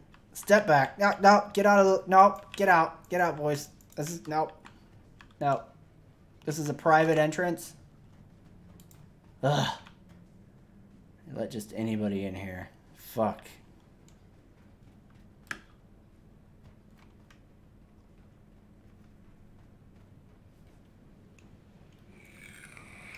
Yeah, big guy. That's what I'm almost 90% sure that's why that one's still there, is because you can't rent it, and all the other ones that you can rent are now fucking gone.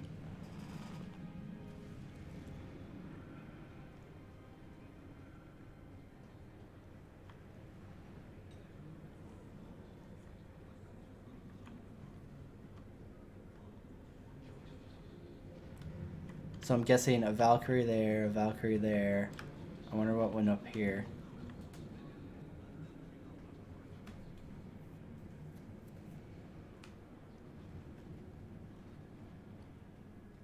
Oh, we got another roped off area over here. I wonder if that's the lightning.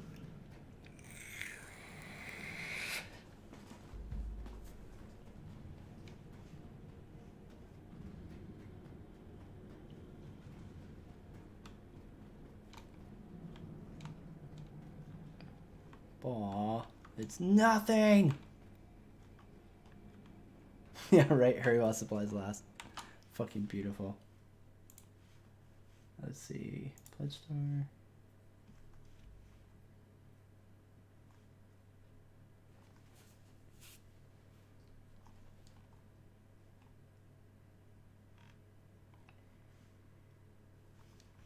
Yeah, spaceships at your expo is like so fucking 2020.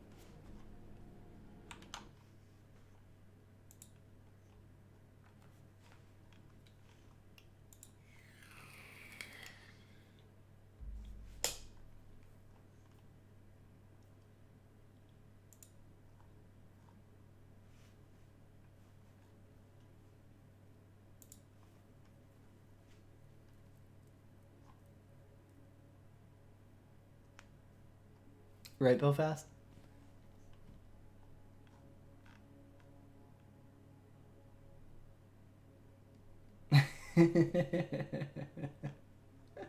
Fucking stealth tech.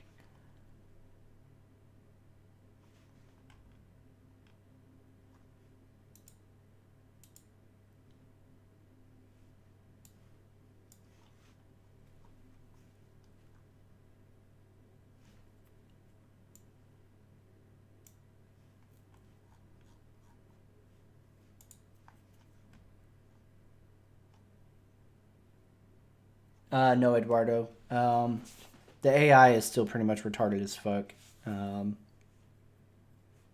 It's pretty much garbage.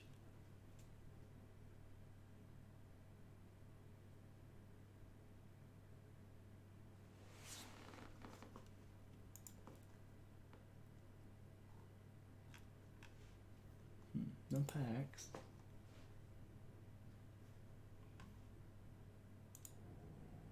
Yeah, the floor is very well polished.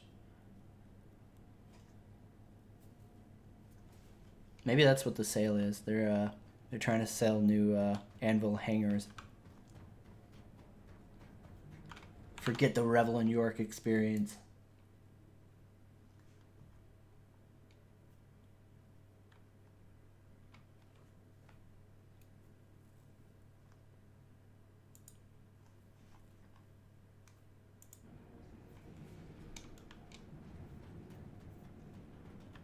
Alright, let's go ahead and we can do that while we're doing that.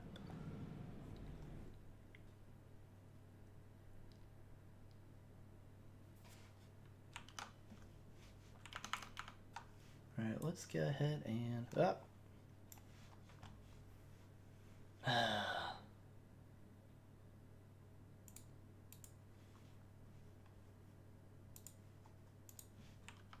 Is that gonna work? Nope, it's not, because Star Citizen hates me.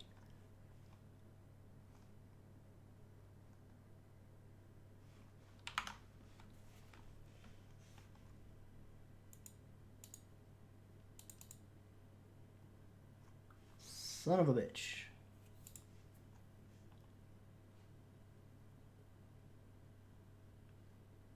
Alright, well, anyways. Where you at, you little shit? No way, it's up above that. What the fuck? Oh shit. So the Anvil Arrow War Bond is $65 and the store credit is $75.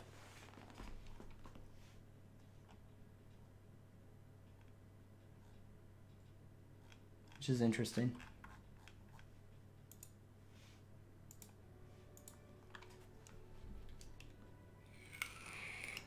Keep in mind, you only get lifetime insurance now if you buy the fucking War Bond version because CIG is cool and they care about backers and not just money.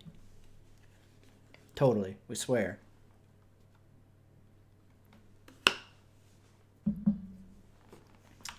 Alright, I'm willing to try this one more time.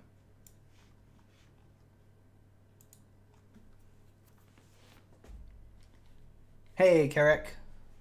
Karakla. How's it going, man? Just trying to get into an expo that has some ships to expo.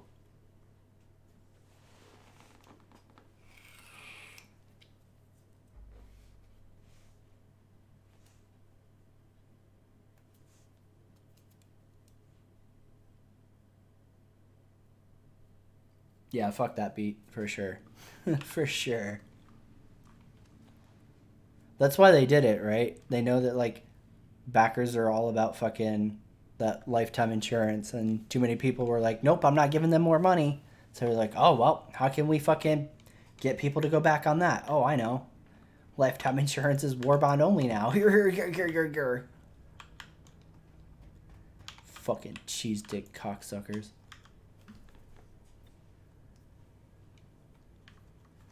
Yep, great. So this one doesn't have ships either.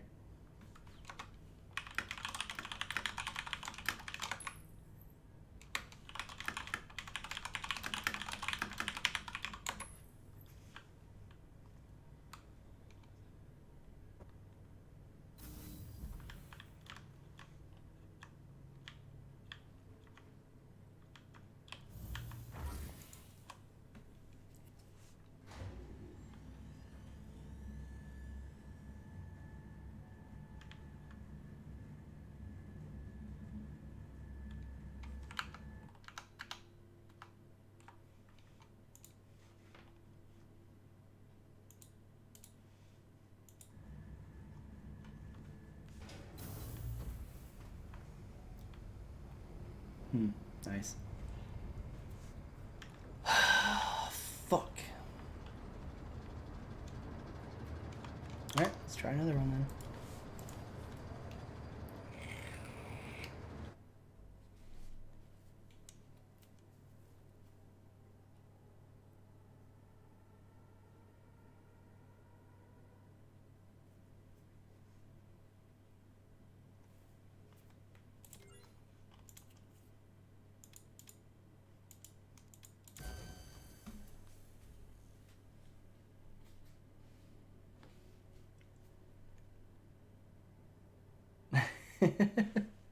It's certainly fucking starting to feel that way.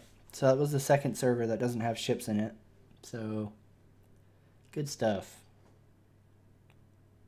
No, PC. The two servers I've been in, both of the exposition floors or expo floors are empty. There's no ships. So you can't even fucking see them, much less rent them.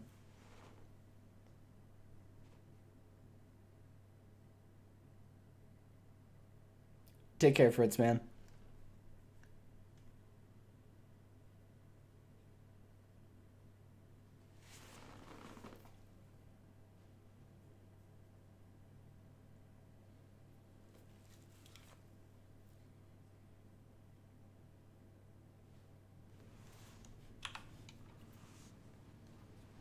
Alright, we're off to try one more time.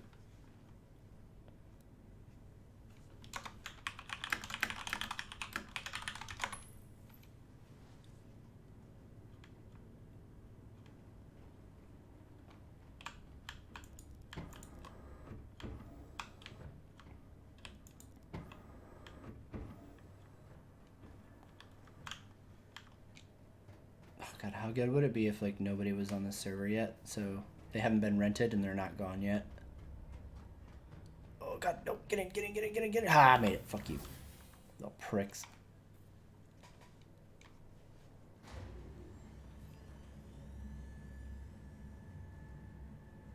Well, my frame rate seems to be a lot less, so I'm hoping that means that the ships are there.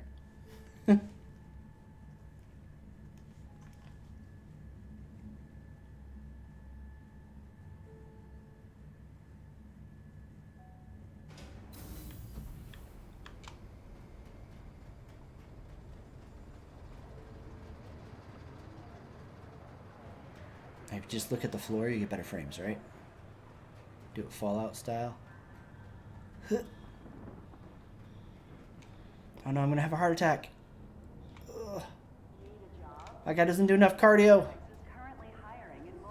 Correct, no, they're, all these people walking around are NPCs.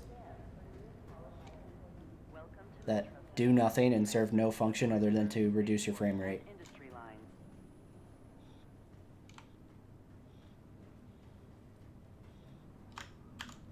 Move, you little fucker. Welcome to Metro Center.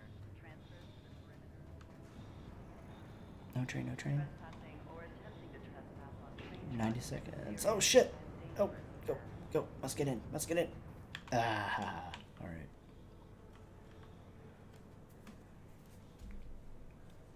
right. The arrow is 65 war bond, 75 with credit. Be considerate of your fellow travelers. Do not block the Okay, no, too many people on the train. Let's go, train. Time to leave.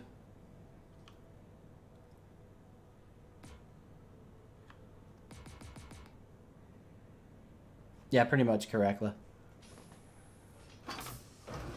platform edge when train is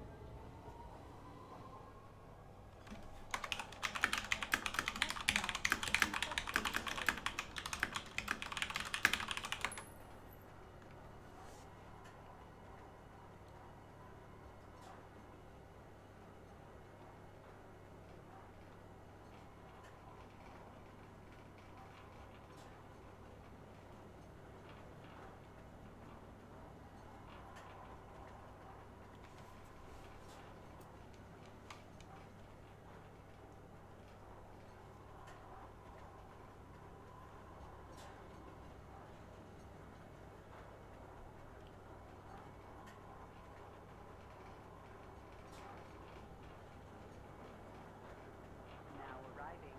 Tisa Spaceport. Please watch your step when disembarking the train.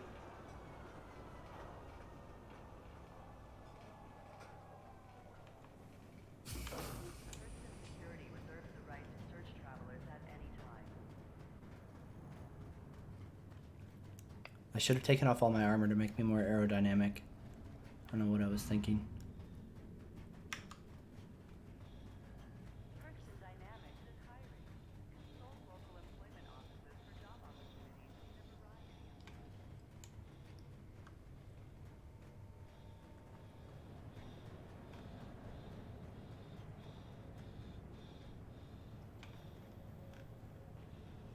Come on, don't fucking die on me. If you miss that elevator, I'm gonna be so fucking mad.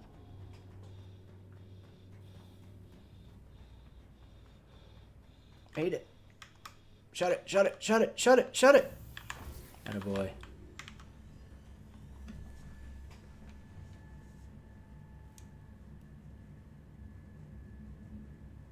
Oh yeah, yeah, the locomotive, like people moving around, even moving around yourself, it just feels janky as fuck.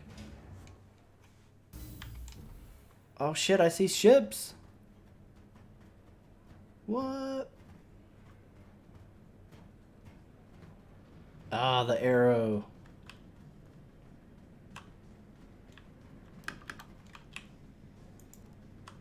Oh, oh.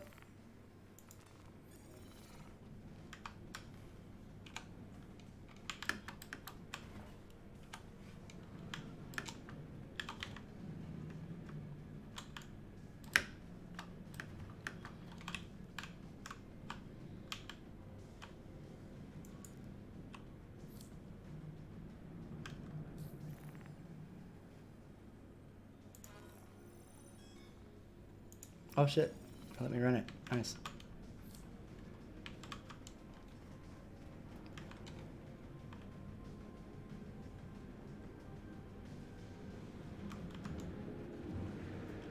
Alright. Let's go see the F8. Real quick like.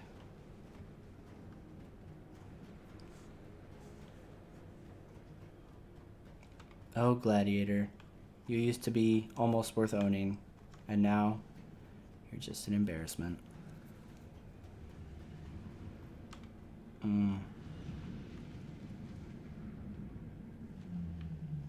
That F7A looks so much fucking cleaner than the old one, though. Ow, not the Gladiator, fuck you.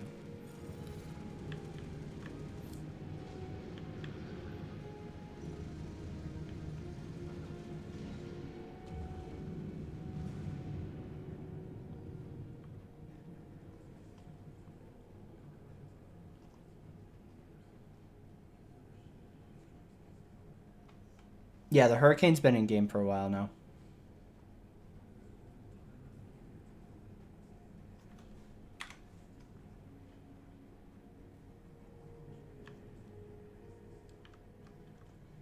And then we have the fucking lightning. Ugh. For when you just need a couple more guns.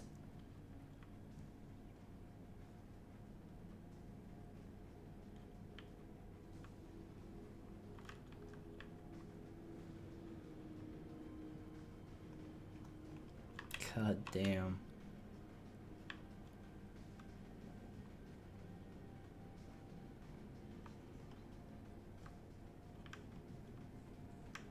Plus the fucking turret up top too. God damn, dude. So many fucking guns on the lightning.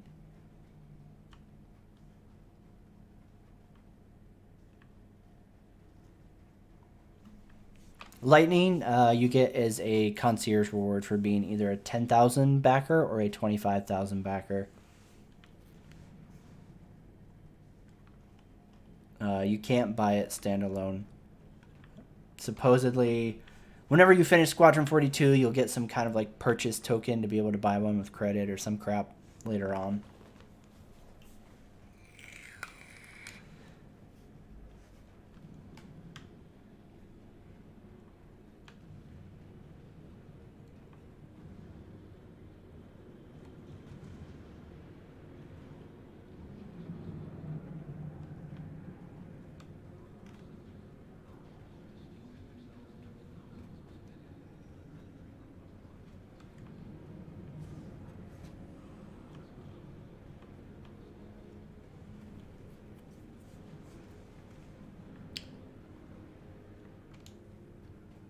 And then for whoever was asking about the Hurricane being in game, that's the Hurricane. It's been flyable for a little while now. I think it came on with 3.1 or 3.2.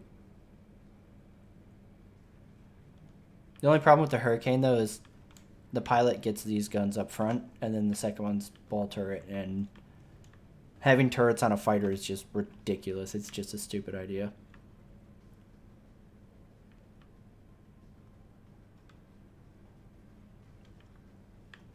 And then the Hawk, for anybody who just got in and missed it when we first came in here and shit was empty.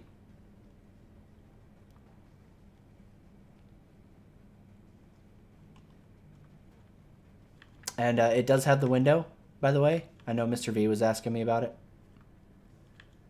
So it does have the landing window, which is super fucking nice.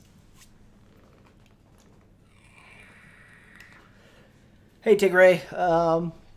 I mean, it's good, I guess. It's nothing special, like, at the expo, outside of being able to see the new F7A model, the Lightning, the Hawk, and the Arrow. Yeah, I don't know how I feel about the Hawk. I'd have to fly it to actually see. If the EMP is potent enough, then maybe I could see a reason to own one. I don't know. We'll have to see. Oh, yeah, I'll check. I doubt the Arrow has one.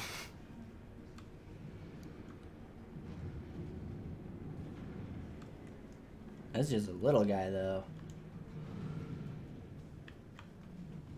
Yeah, the F7A is here. I'll get passed by it here in a second. Yeah, no under bottom, or no bottom window on the Arrow.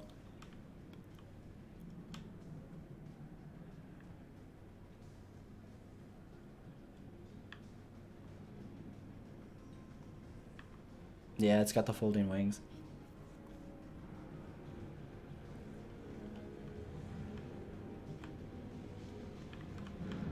Alright, I'll run back over to the, I haven't been able to jump up there yet. Hold on, let me see if I can get it.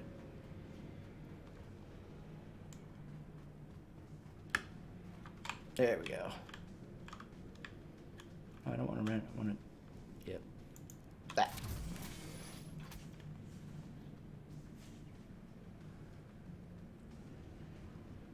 God, if I could power this up, that would make me so fucking happy.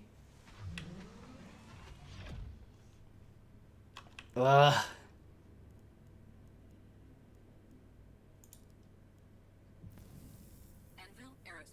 Come on, where's the engine toggle?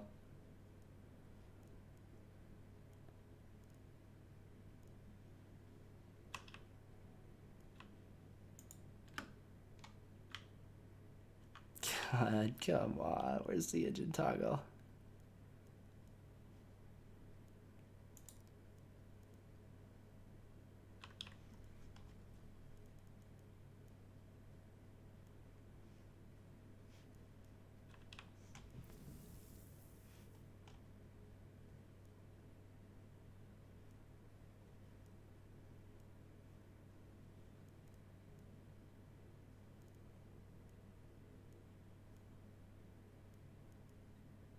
I'm guessing it'd be over here, but it's fucking disabled. Well. Anvil Aerospace, all systems online.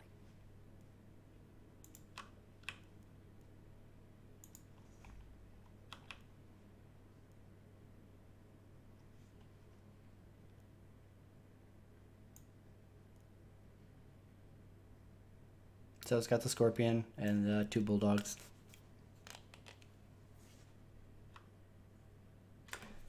Payload, man, don't even get me started on the fucking goddamn Valkyrie. Oh yeah, we can deploy it.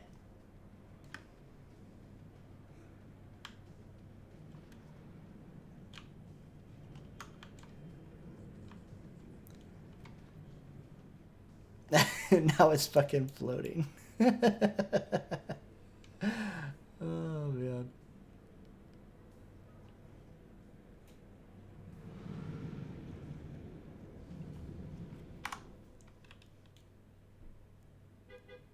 Let's see.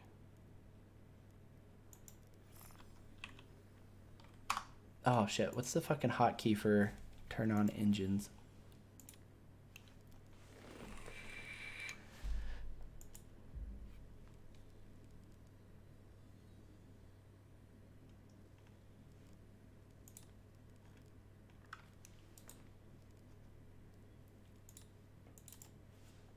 Just bind it to that for right now.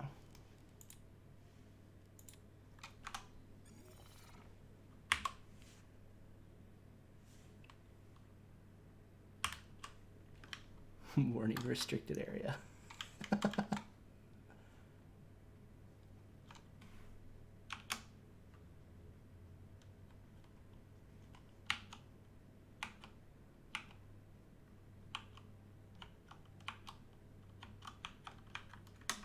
Yep.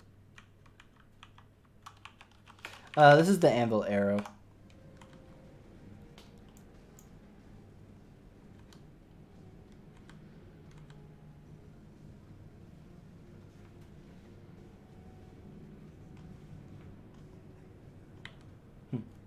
Alright, let's get out here and then we'll go fly the motherfucker.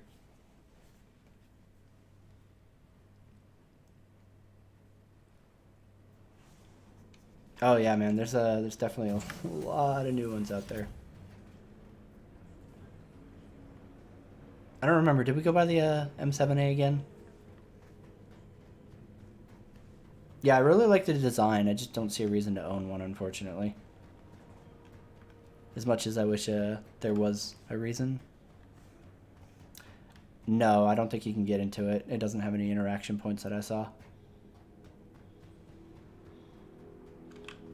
Yeah, it doesn't have anything. But yeah, this is the F7A.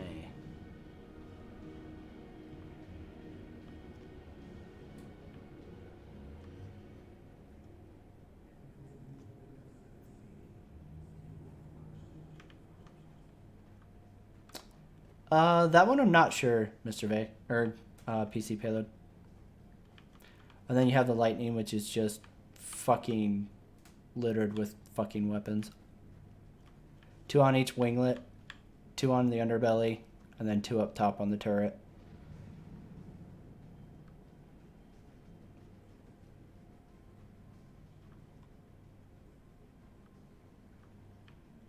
Just a fucking mammoth of fucking firepower. Let's see if I can get up high enough on this.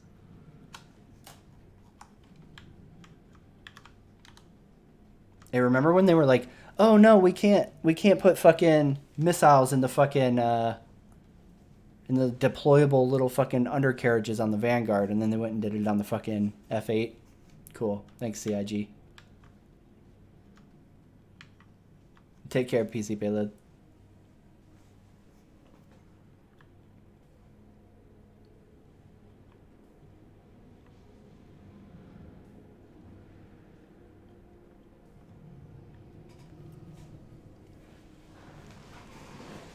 How much do you need to pay to win the game? Well, if this fighter is anything to indicate, to win the fighter game, you need to pay 10K.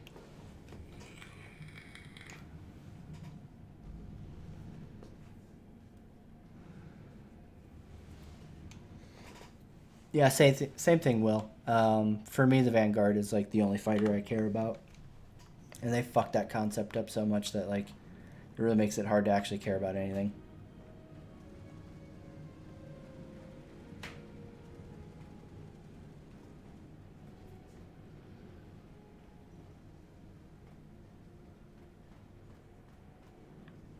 No problem, Mr. V.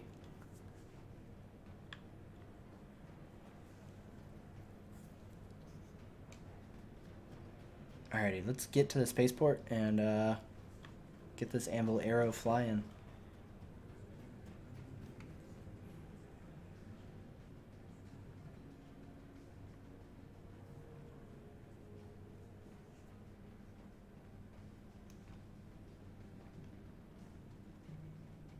But failure. Hey, Nunya, how's it going, man? Yeah, the F8's big.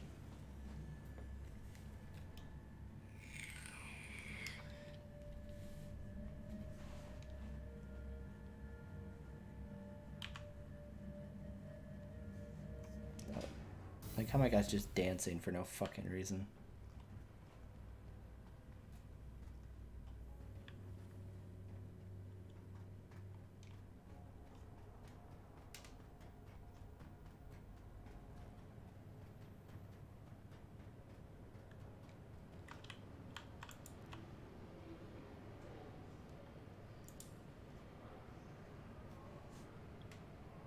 All of our landing areas are currently full.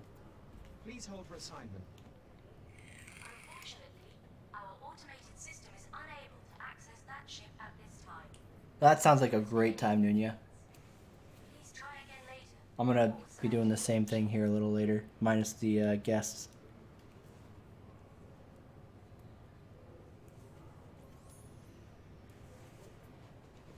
Hangar 4.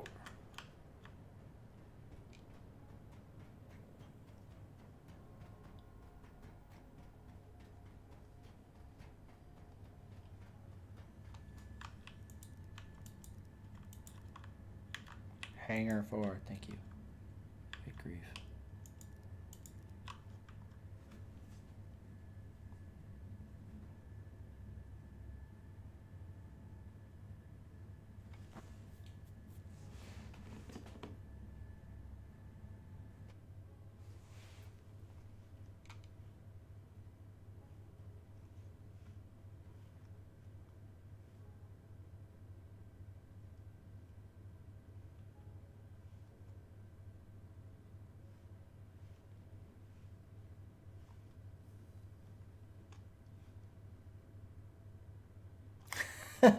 I love how the Anvil Arrow is 23 kilometers away now.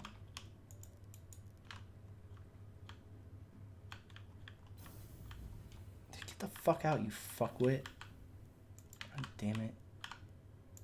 I swear to God, if I can't get in that ship fast enough now because that jackass was in there fucking calling the elevator.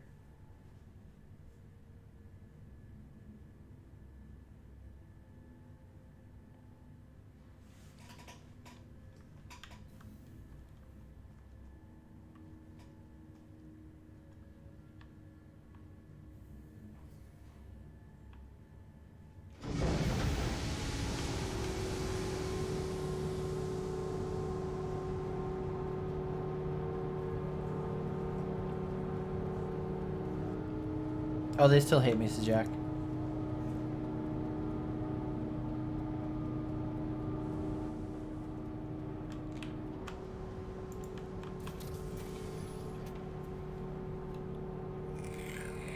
I mean, I've met a couple of reasonable people since I've been, like, a little more active on Spectrum since 3.3. But, like, for the most part, yeah.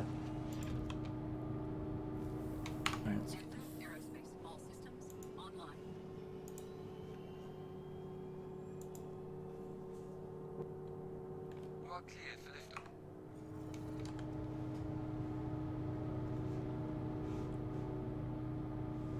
This is cool though. I'll actually be able to see where the expo is at that the elevators teleport you to because I have the marker from the arrow.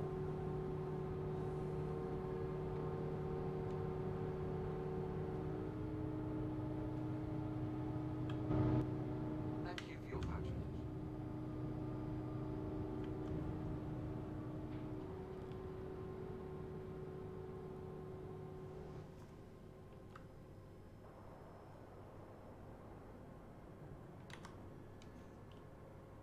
Smoke and mirrors, ladies and gentlemen. Smoke and mirrors.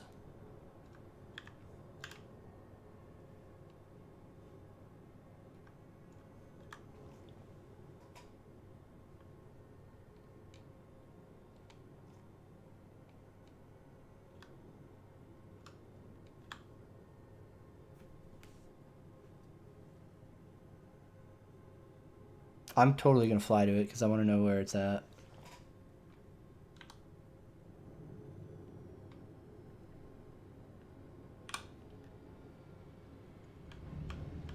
Landing gear raised.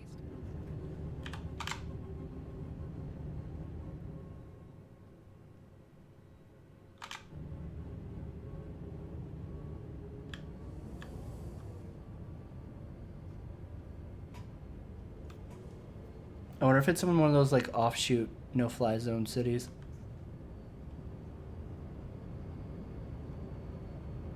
Or if it's just like straight up under the map.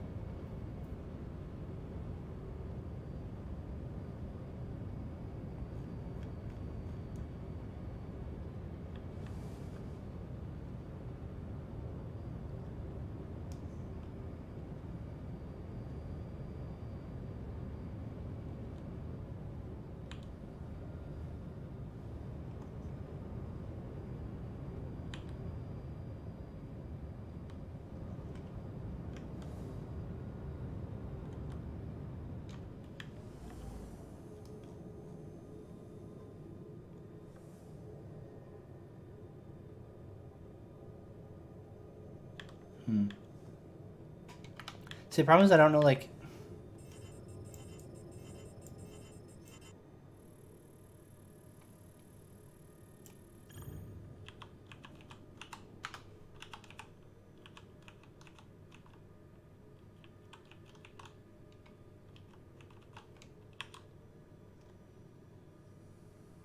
Problem is, I don't know where the fucking murder you with a script thing is.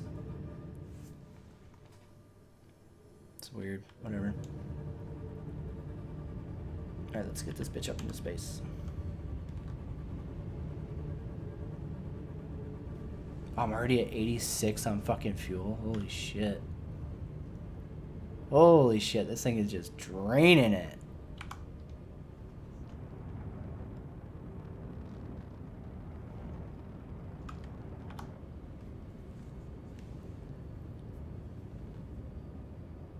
You take your fuel efficiency and you can suck it.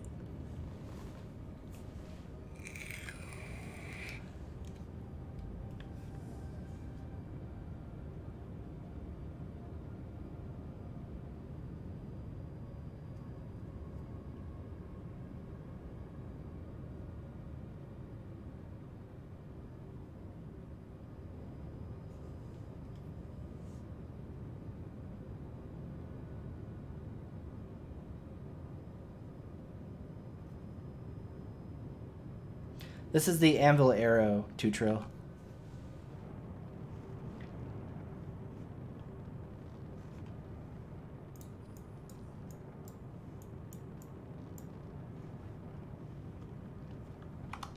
Honestly, I would say it's the new pay-to-lose ship, honestly.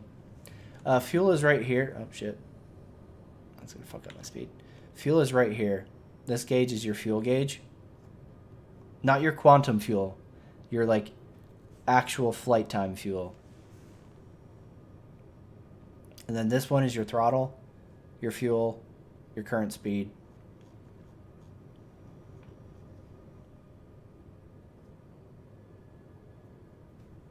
Yeah, the fuel is just literally pouring out of this fucking thing.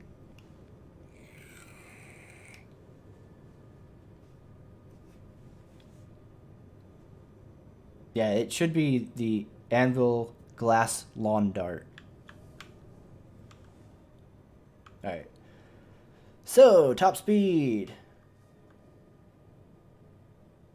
1235.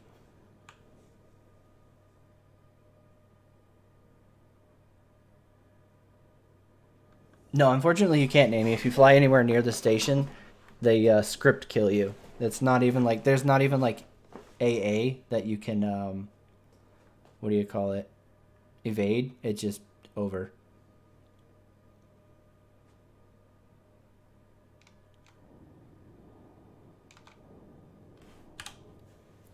I'm losing fuel fast because I'm afterburning out of the atmosphere because I didn't want to spend 10 minutes exiting.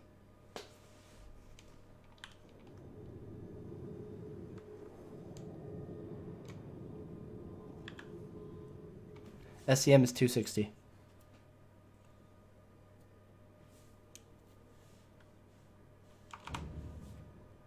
Nope, 270. My bad. I wasn't having 100.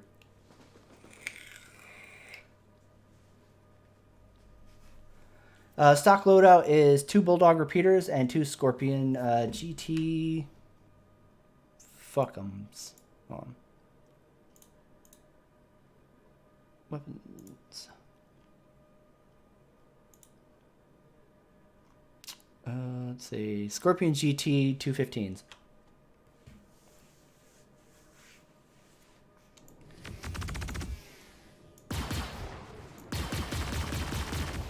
But again, those are, I think it's, what do you call it? 2 size 1 on the turret, and then 2 size 2 on the wings. But those are gimbaled, so keep that in mind.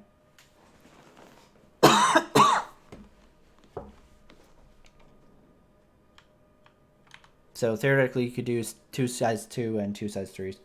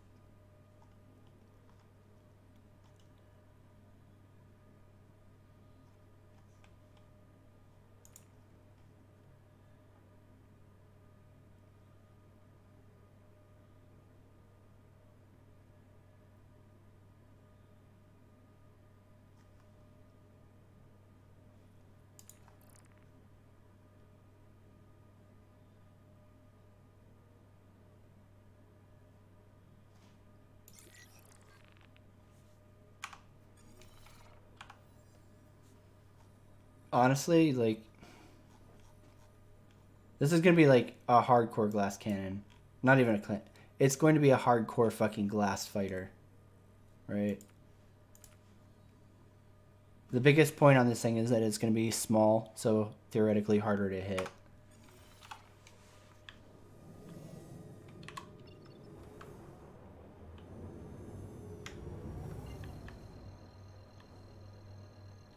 Oh shit, actually I didn't even look to see.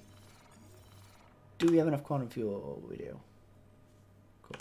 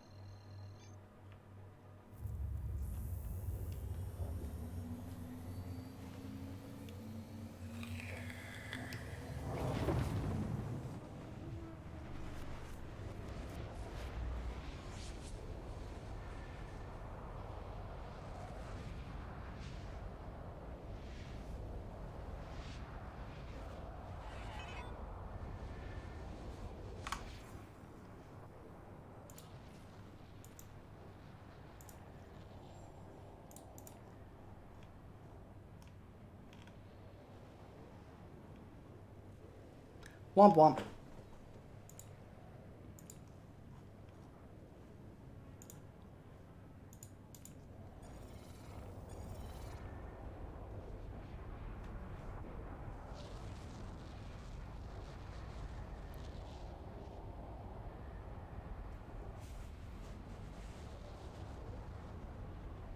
Hey Flogo, yeah, I went through 2 servers before I found one that actually had the ships on the show floor.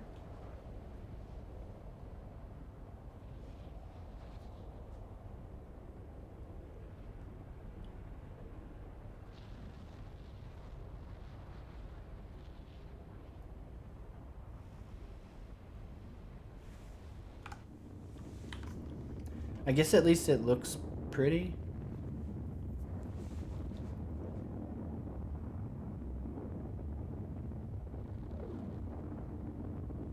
I don't know, man.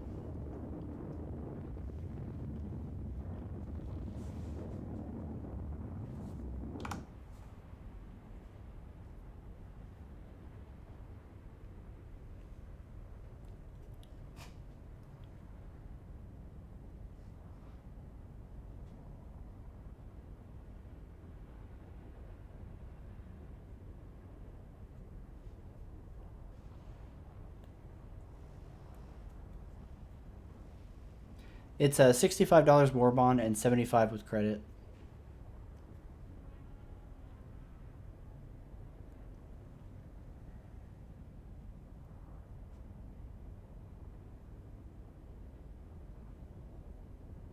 Which kind of sucks, because, since it went straight to flight ready, right? Like, it's not going to be an LTI token.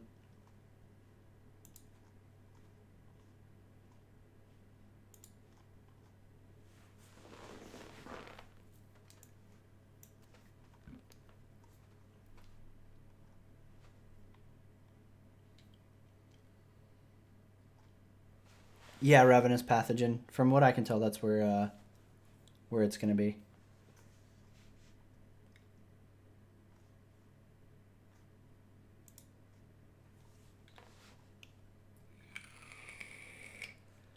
Yeah, same thing, Will. I don't get the whole turret shit. I think it's super annoying. Especially when they put man turrets on fighters. It just seems fucking ridiculous.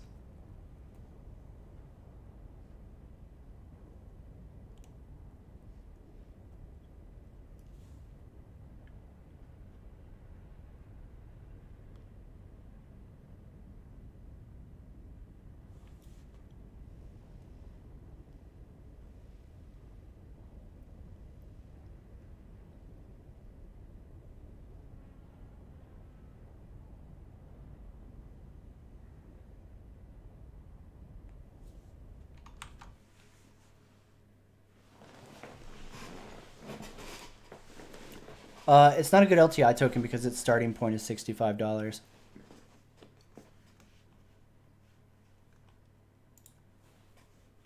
You can use it as an LTI token. I'm not saying that. I'm saying it's not a good one because if a ship like this had gone through the normal development process where like we were sold the concept, so it had a concept price, and then we're just going to jack up the price because we're CIG price and then flight ready price, then realistically this thing's concept probably would have been like $45, $50.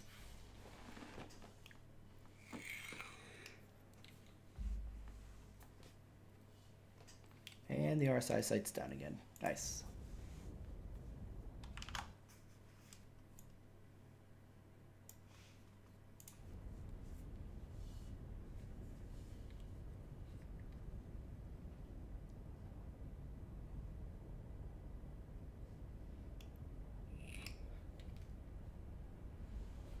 Like right now, the LTI token is still like the Nox, right?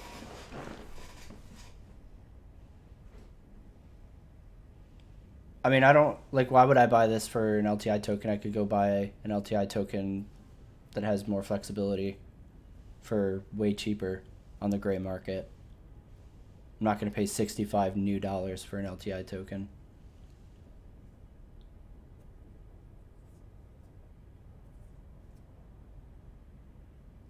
Especially when doing that fucking just enables CIG's bullshit fucking marketing practice of making LTI only on new money sales.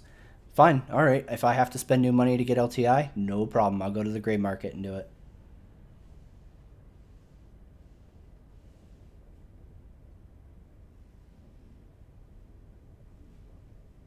Yeah, this quantum jump's going to be a while because it's a fighter. So, hold on.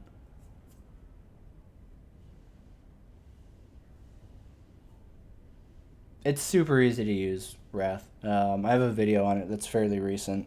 So if you have any questions, watch that. And then if you still have questions, feel free to ask, and I'll walk you through it.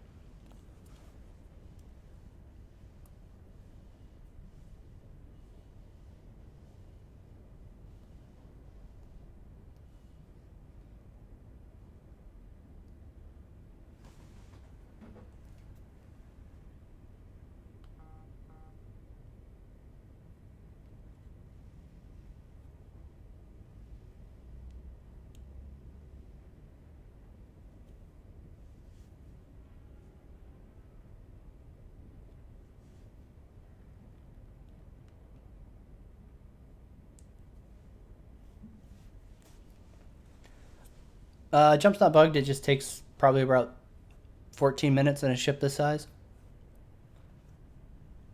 Smaller the ship, smaller the quantum drive, the longer it takes to jump.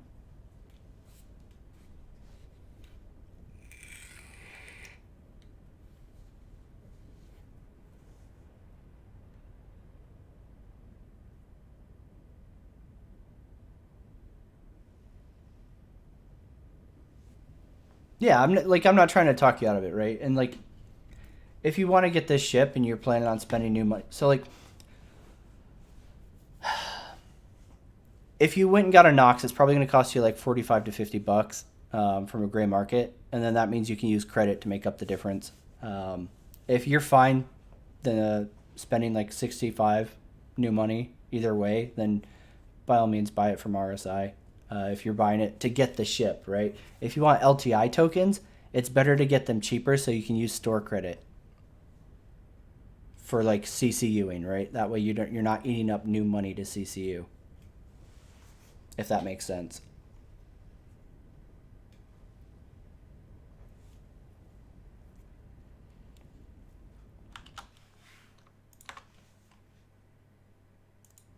Man, that fucking site is dead.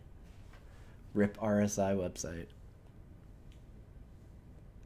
How many years have we been doing this and they still can't plan this shit out? There's some very, very reliable sellers on there, Wrath. If you watch that video, I kind of outlined like a basic buyer's guide to like, or a basic entry guide into the gray market. And it goes over like things to kind of watch for and whatnot. So if you give that a view and you're still like not sure about anything regarding the gray market, then by all means, just let me know. I don't have any problem walking people through it.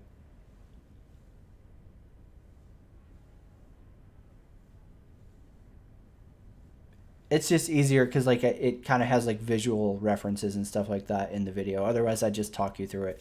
But like there are gray market sellers that I've used for like 3 years on there, and I've never had an issue with any of them. So as long as you stick to the ones that are like they are established, they have like a solid reputation and whatnot, you should never have a problem.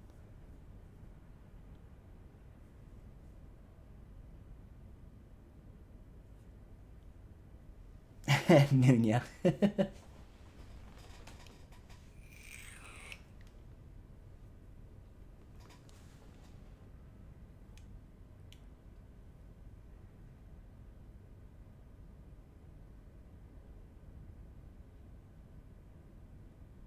Yeah, for sure, Tutril. Daniel, I believe the RSI website is still down. It comes up and then it crashes again.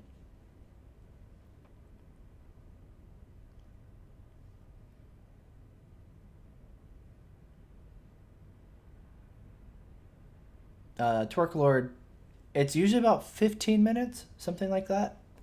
In a ship this size, right?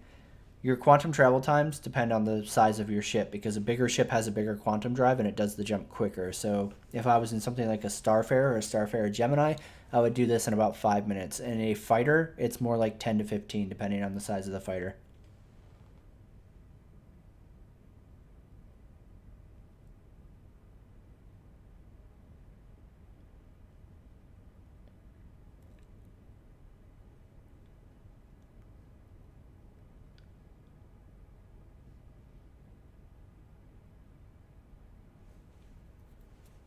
I was having issues with the launcher earlier. It might just be that the servers are all fucking shitting out, which is going to be really great if I finish this quantum jump and then jump into a 30K error.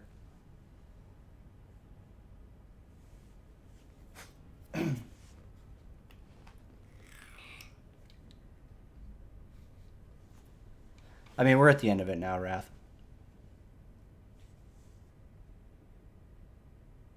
I was trying to pull up the RSI site so I could go over everything that's listed for sale or whatever while we were in Quantum, but unfortunately the RSI site is down, so we're literally kind of screwed.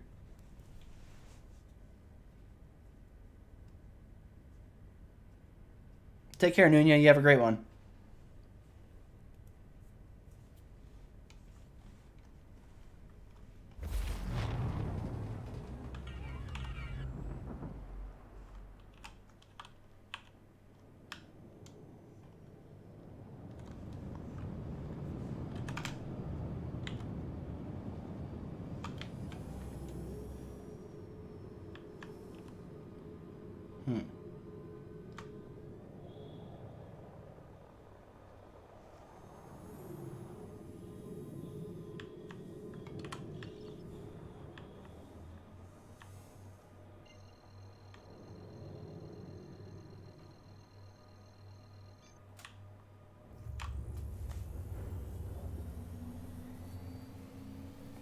Yep, I feel you, Wilmore.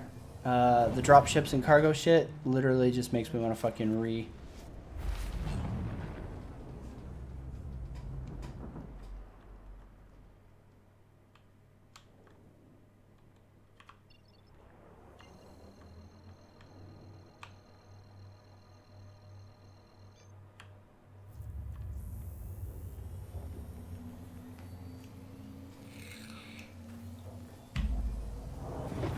I mean, keep in mind, this isn't even like a long jump, right? Port Olisar to Arccore, I think it is, or Microtech is going to be quite a bit longer. Quite a bit might be a mild exaggeration, but it's going to be longer.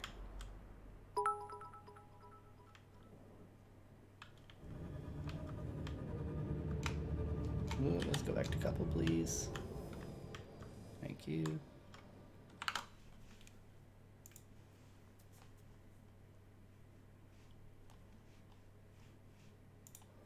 Wrath, thank you so much for the bits, my man. Appreciate it.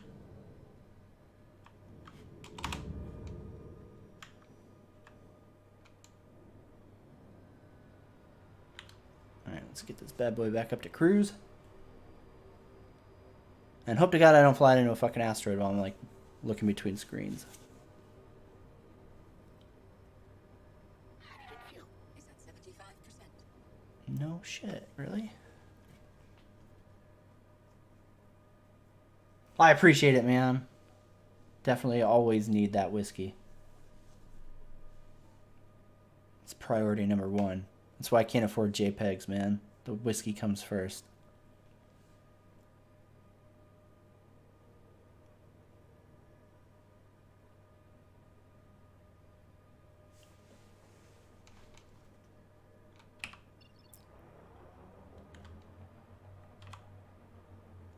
Damn, so I can't quantum to it?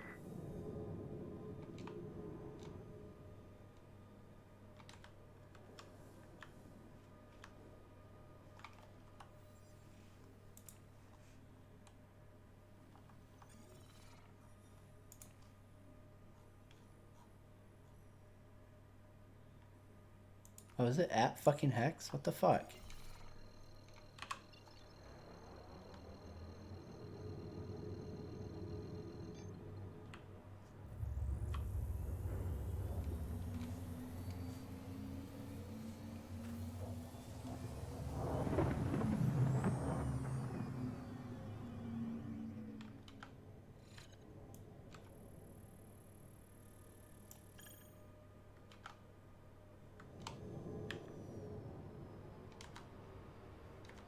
15K first. All right, time to get ready.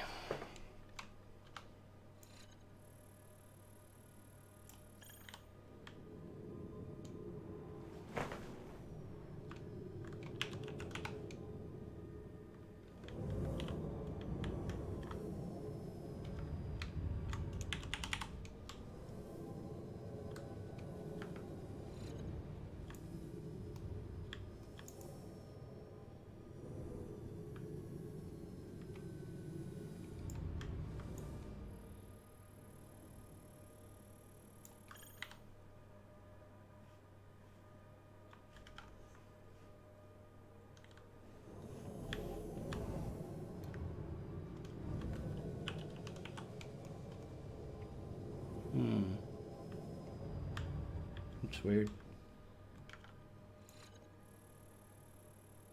Good luck, man. I hope yours actually launches. You're able to get in there. If at first you don't succeed, just keep trying. I had some issues with it at first, but it eventually let me in.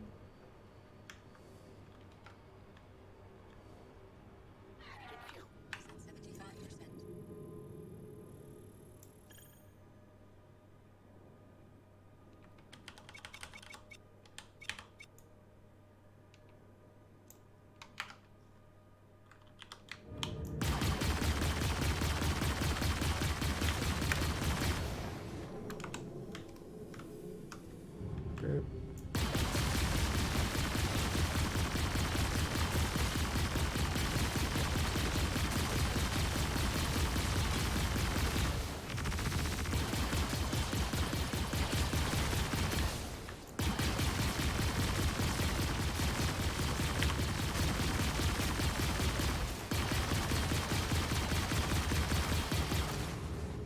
Well, that's great.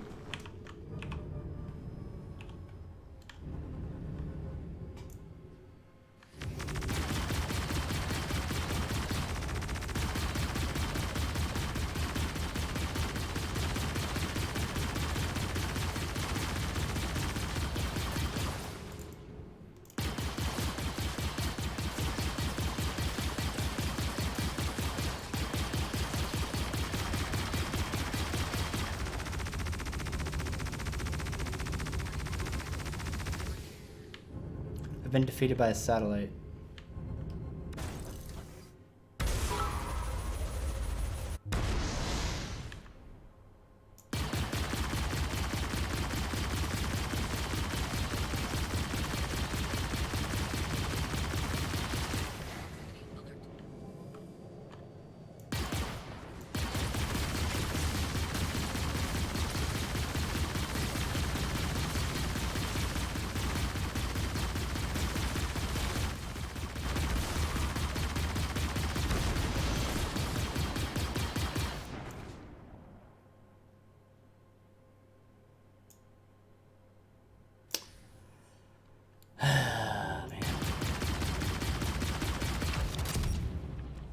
Oh, that only took fucking 10 years. Nice. Now to do 2 more.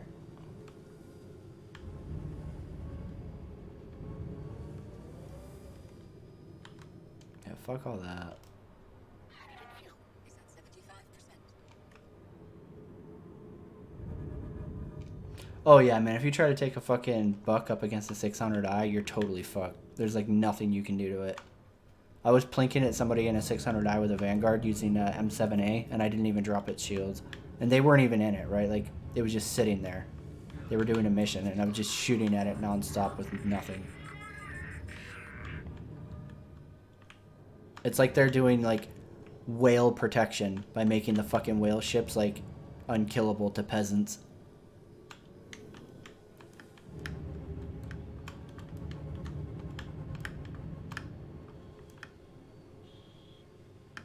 Oh, I'm on the bottom, aren't I? Motherfucker.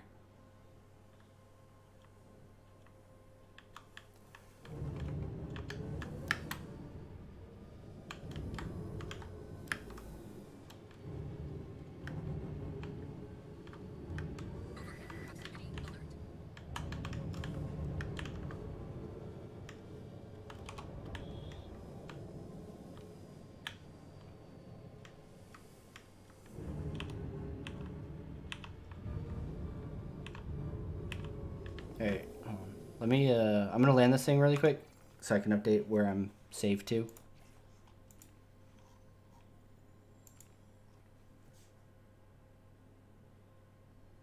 Landing pad assigned.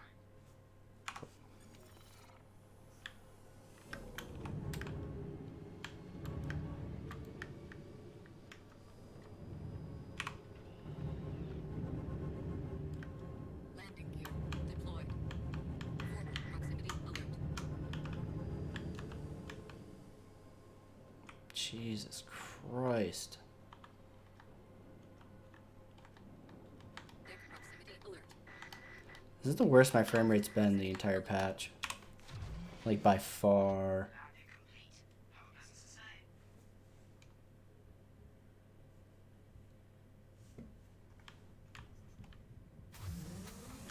same. Alright. Let's store that really quick so it updates my fucking wake up point because I do not want to wake up in fucking Lorville. And then we'll see if we can change the loadout on that thing.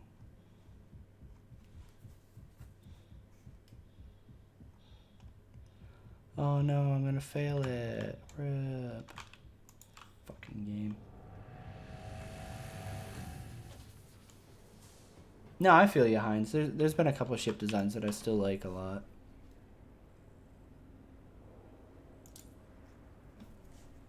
Pull that. Your ship has been delivered to Yeah, I think it does look really good. I don't think I would ever buy it, but it looks really nice. Alright, then. You claim. It's gonna cost me to expedite nothing? Hell yeah. Expedite that bitch. Alright. Give this a second here.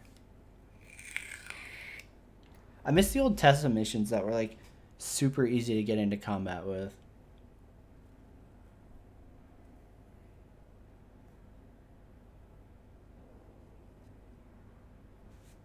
Oh, I wonder if I can fucking edit it now. Let's see. Alright.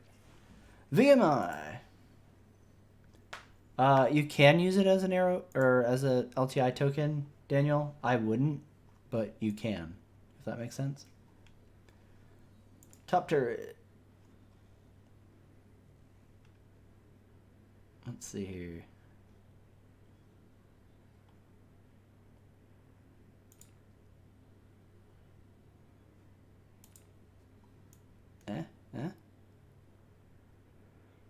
Plop a size 3 on there.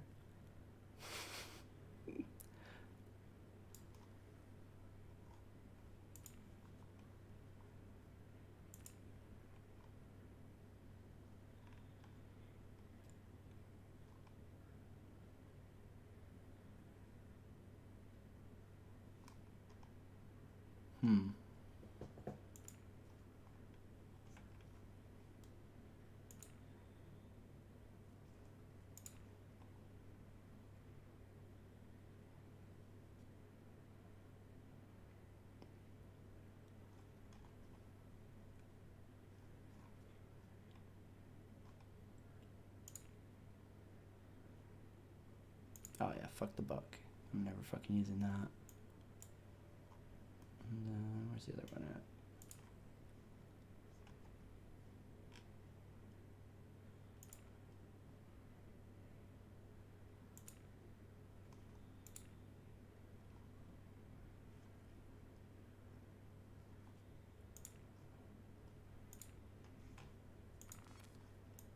There you go. So 3 size 3s.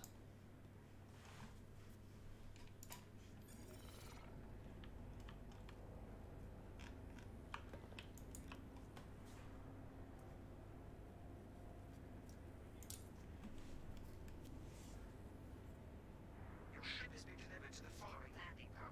Oh, Pundit King. They'll get to that. They'll get to that. You can be assured of that.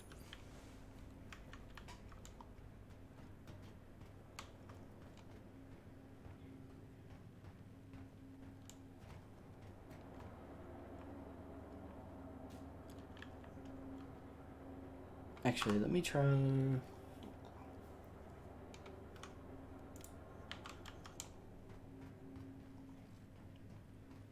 I wonder if I can go to Arena Commander and actually, like, give this thing a go.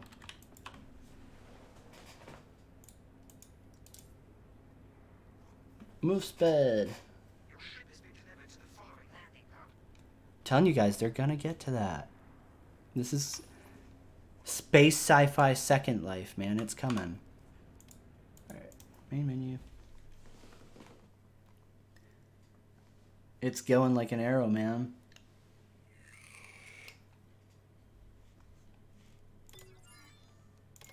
There.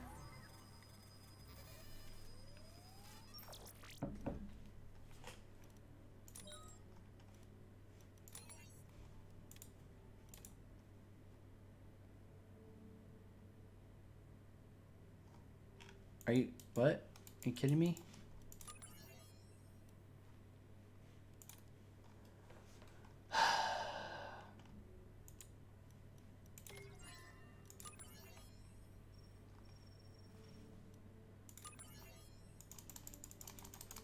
Oh my god, why?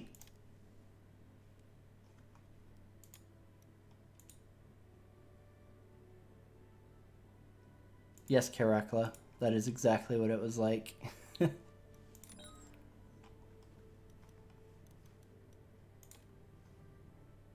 Alright. Ambo.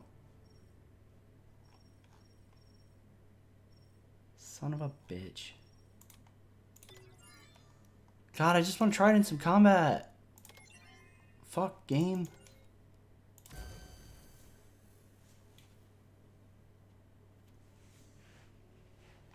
Ah, shit.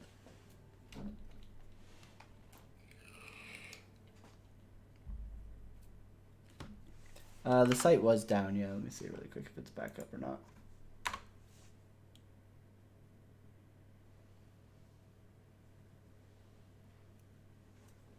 It looks like the site is still down.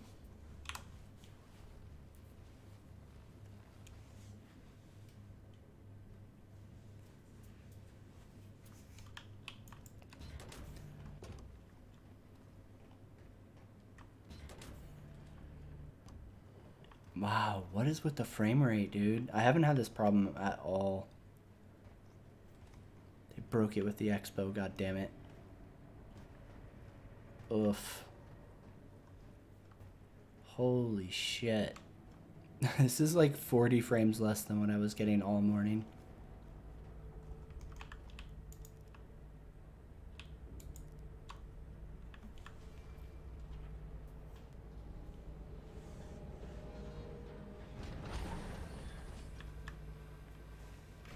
I wonder if that's why the frame rate's kind of like shit right now, is the server's freaking out.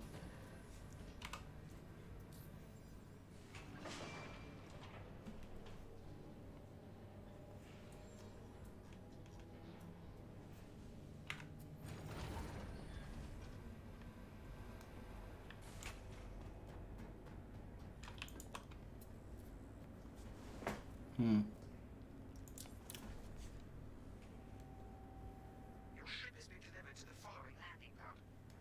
So I never do the missions. What are there any missions that actually spawn AI still? Because I have a feeling I'm not going to be able to find anybody to fight for a while.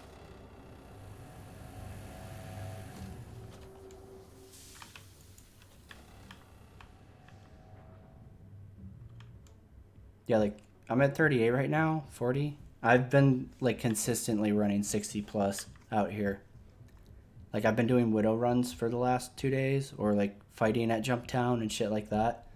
And, like, this morning I was getting 90.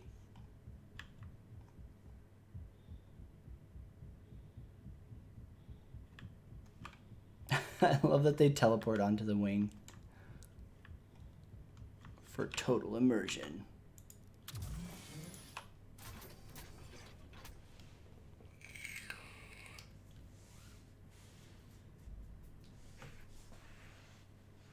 Oh shit, ends nice.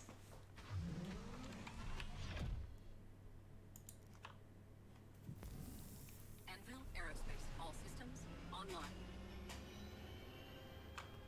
Let's see if we can get somebody to brawl it.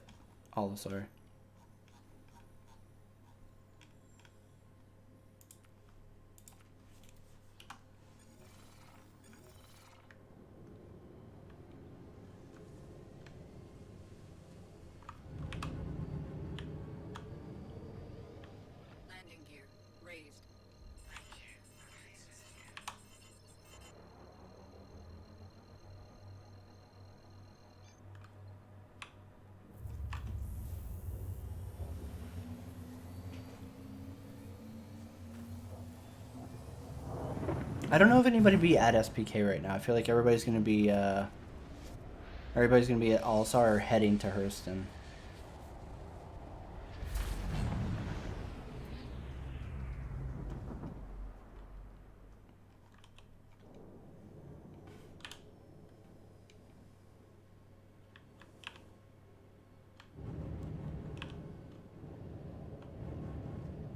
Man, this thing just snaps over though. That's so nice.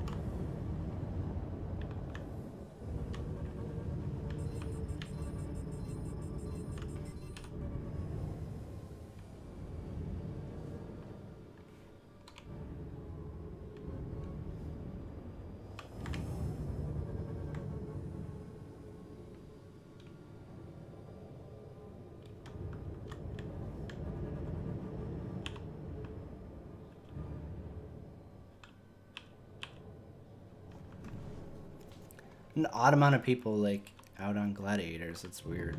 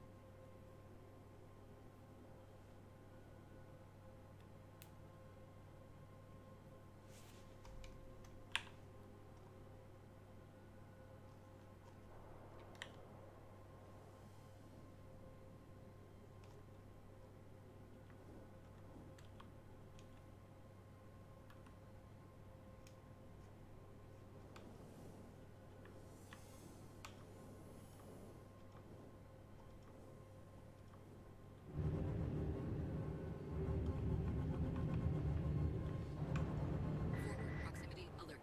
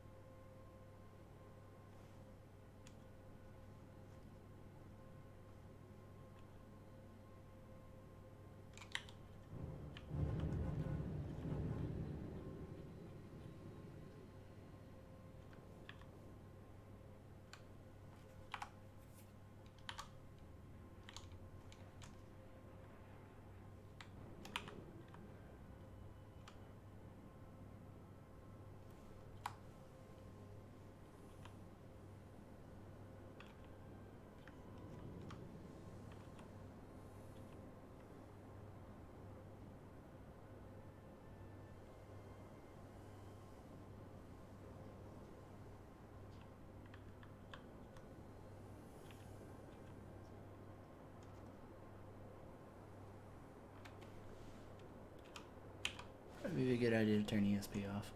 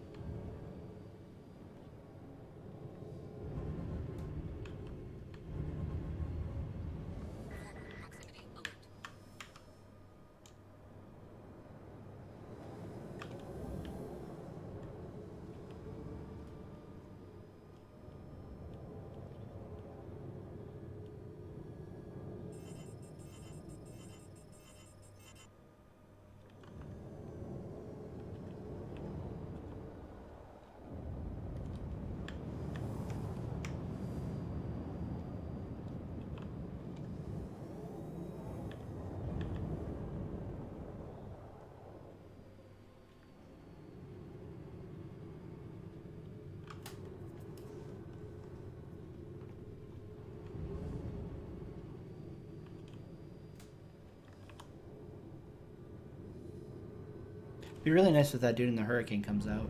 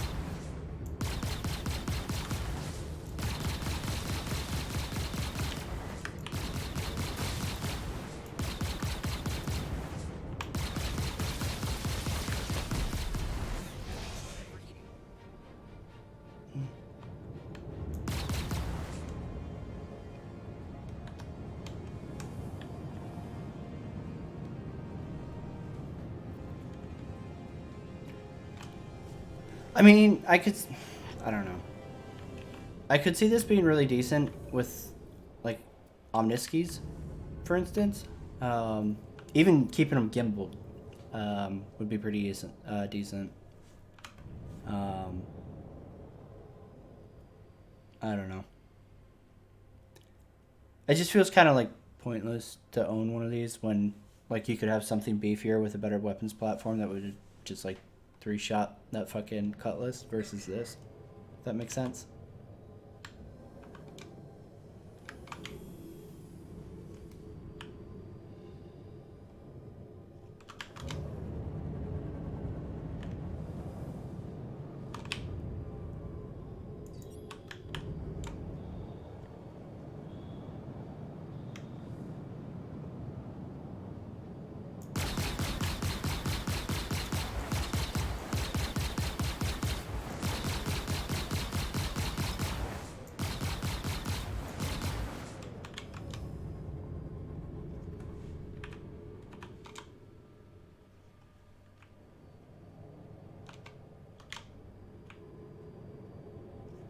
Arrows 65 and 75.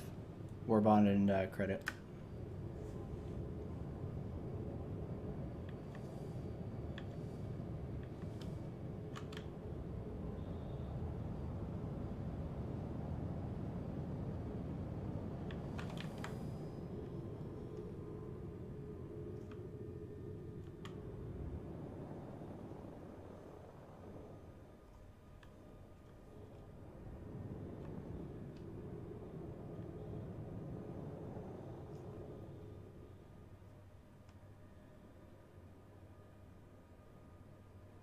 Yeah, this is the arrow juice.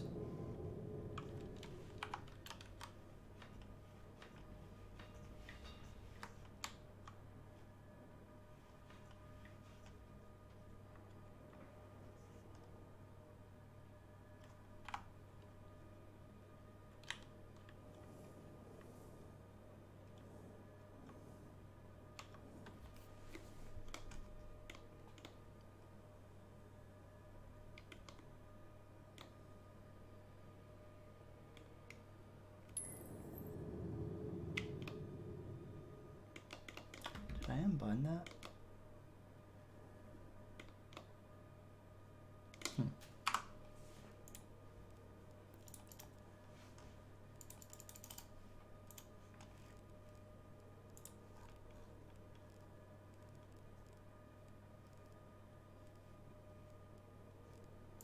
what I thought. That's weird.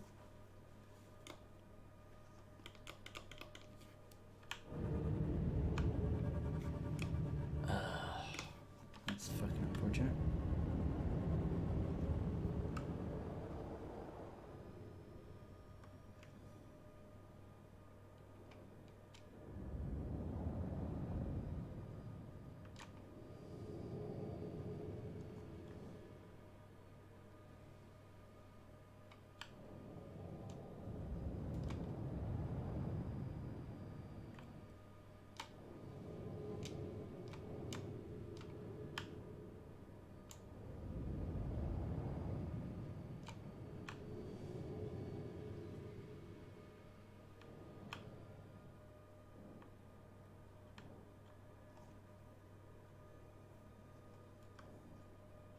Bogey. Bogey.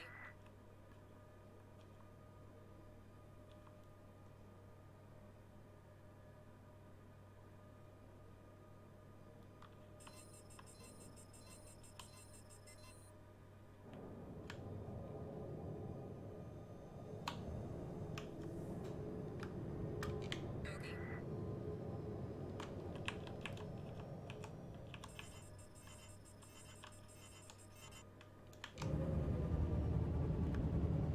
Oh, no, that was a perfect one. Prospector's too fast. There's no way. Ah, Proximity alert.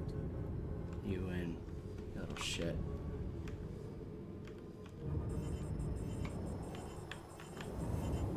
What's with the weird, like, it's like it's fucking grabbing me when I go through that. It's so weird.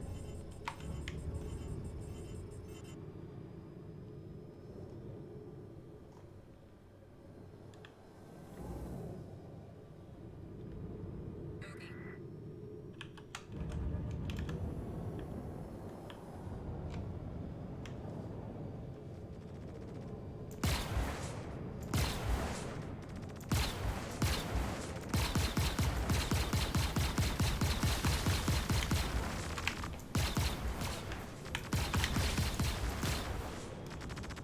Like, I have ESP off. I don't understand why it keeps, like, snapping me.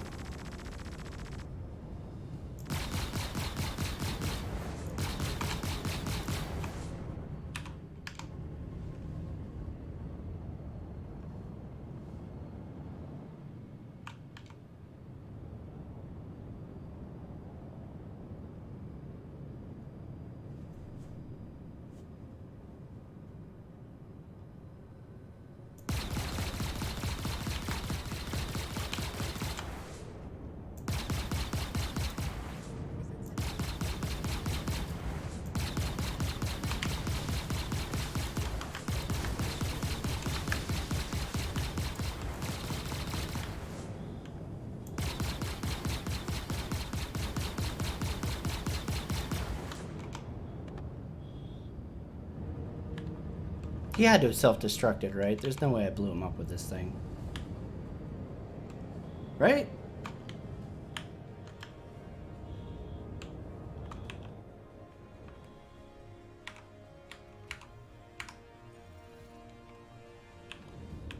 Maybe not. I don't know. There's no way. Like, I don't have a good loadout on this thing. I don't know.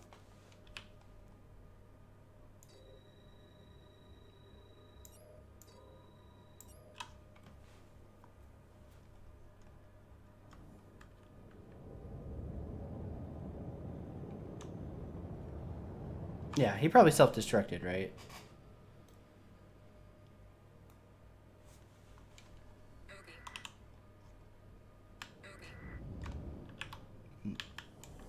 Arrow. That's the one I want.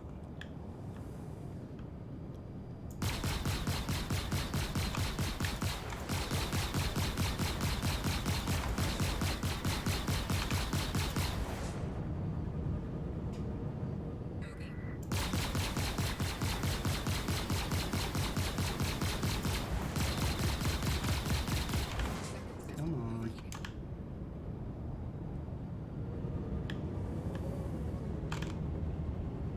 I can definitely see the value in this thing being small, like the Merlin. Not quite Merlin, but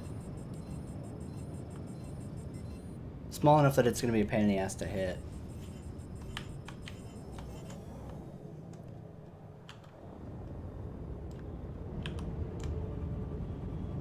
Ooh, a Super Hornet. No!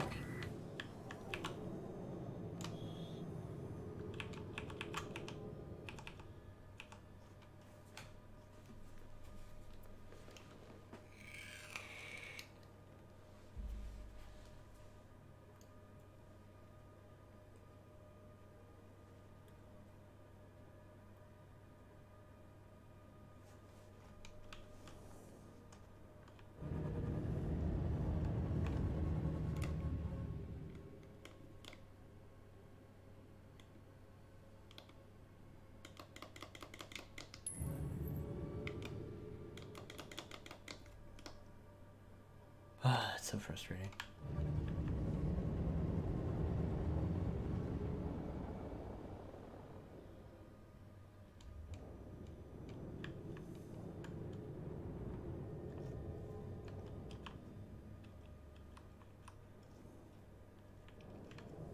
I mean, it feels like a Gladius feels, basically. To me, at least.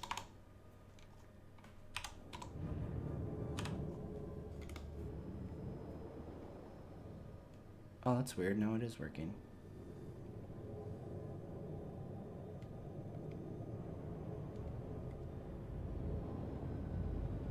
God, make up your mind, joystick.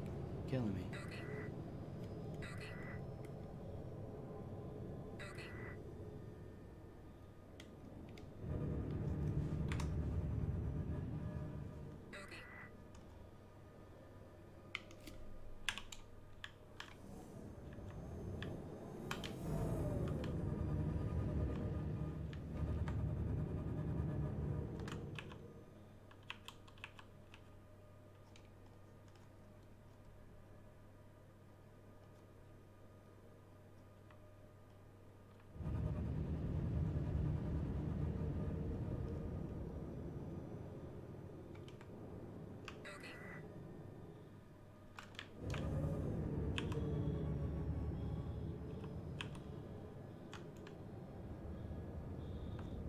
How much fuel do we have? Yeah, we're out of fuel.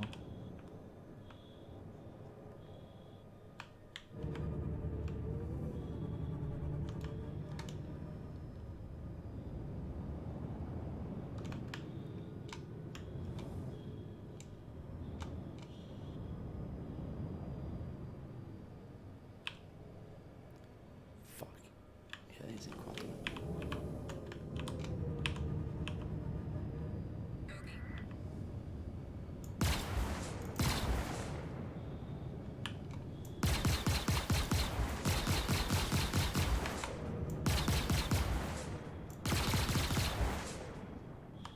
No!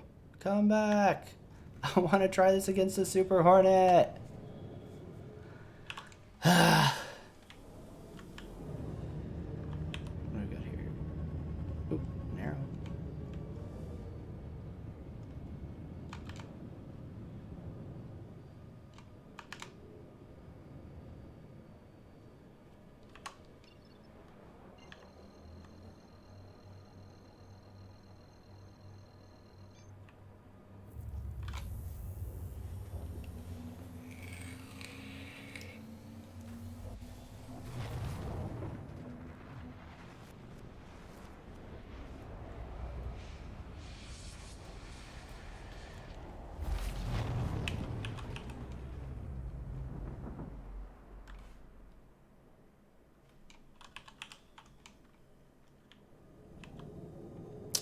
Wow, I really didn't read his jump very well then.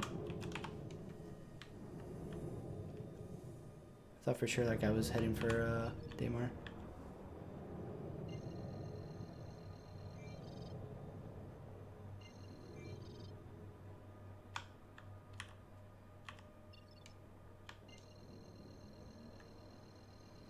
That's embarrassing.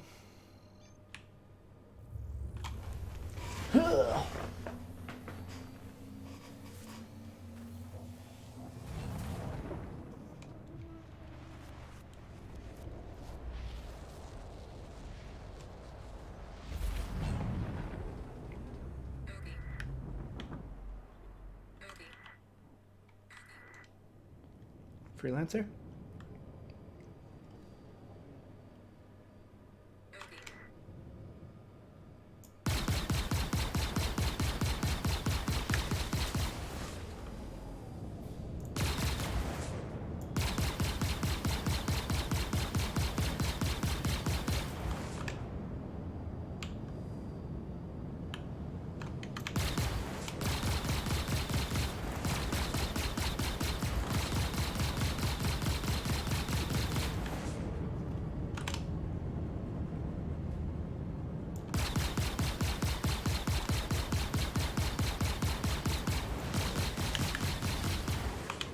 System overheating.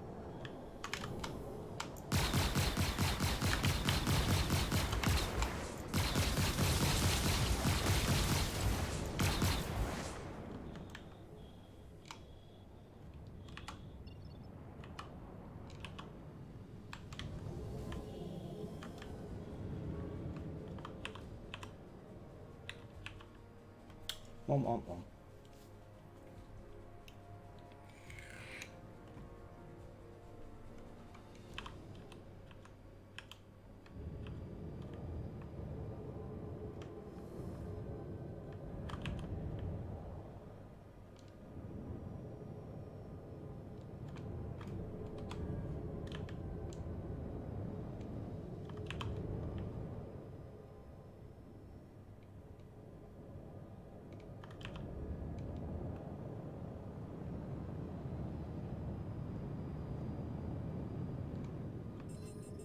God damn that fucking ESP snap. Holy shit. Landing gear deployed.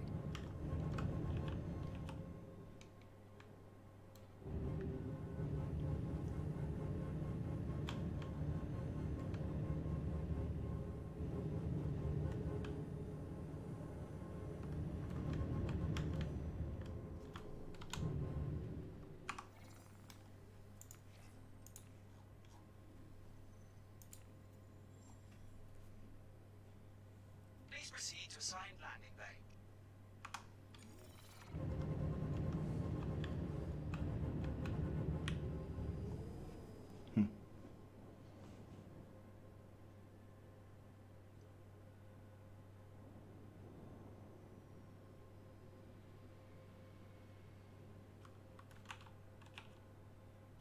Landing complete. Have a pleasant stay.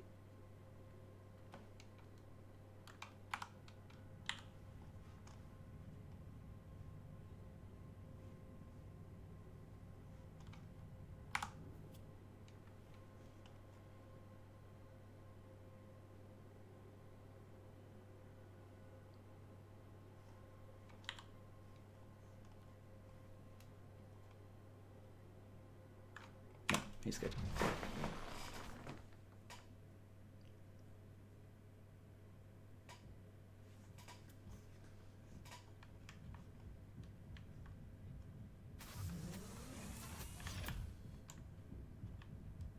Yeah, I don't know. It's fun to fly, I guess. Like it, but it just feels like all the other small fighters.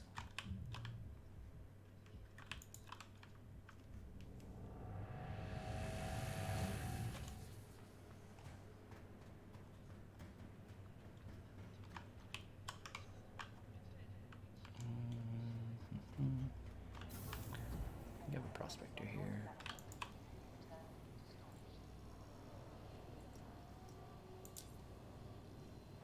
Can I summon that? That would be great.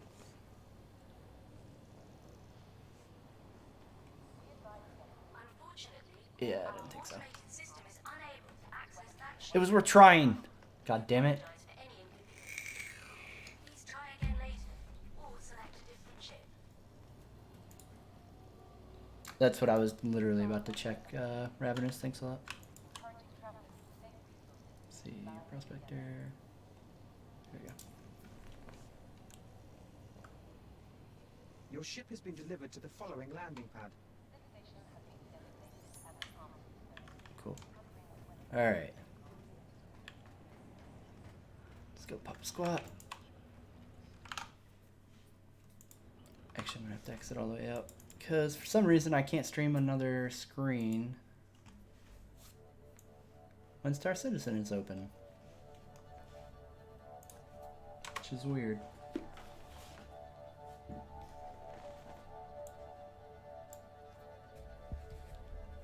Oh man. Let's see. Boop. Properties. That works. That one does not. I don't understand why this one isn't working.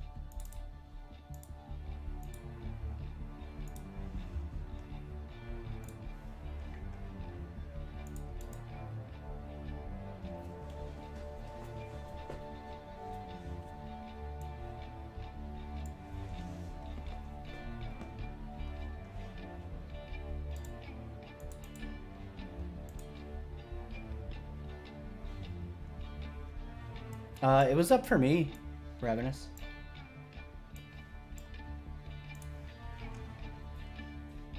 Let's try this. Properties. Here. Alright, that's working at least. Alright, Pledge Store.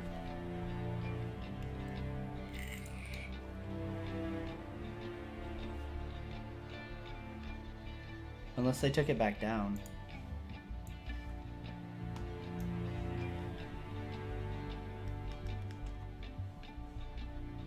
Or if the storage is broken.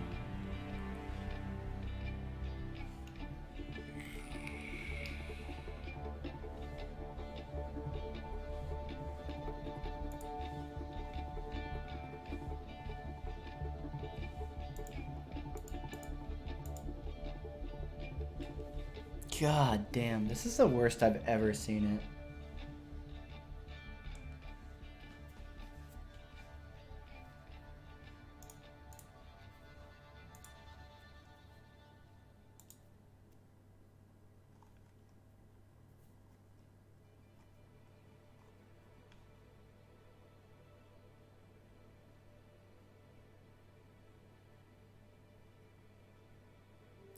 Fuck.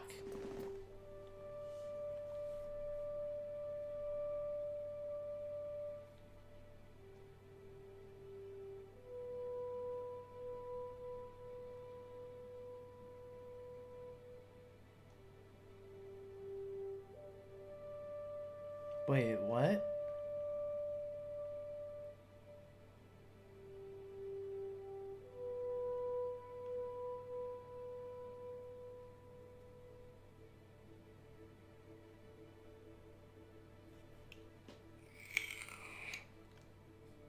Why is that redacted?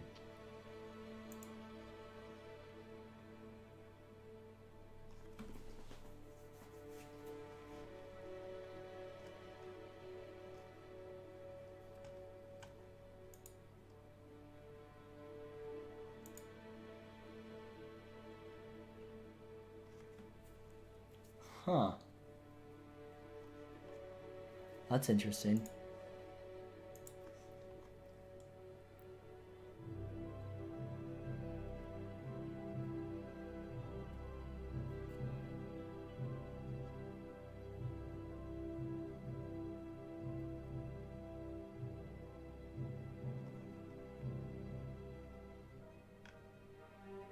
I'm hoping it's Crusader. I would love to see something cool from Crusader. Or, oh my god, what if the fucking Mercury went flyable? I mean, it's a small ship, right? So they could bang that out. I mean, assuming that they did the concept, I don't know. It's probably not, but God, that would be fucking cool. Or if the fucking Hercules was in, oh my God, that would be even better. But yeah, God, I fucking hope it's something from Crusader. Anvil is live now, Ravenous. So if you click it, what do you call it?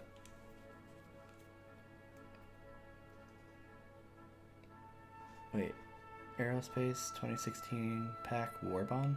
Pack.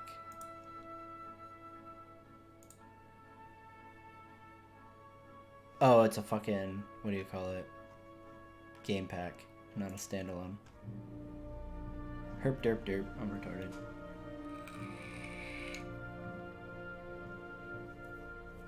Yeah, Anvil is on sale right now, if you aren't aware. In production. Womp womp womp.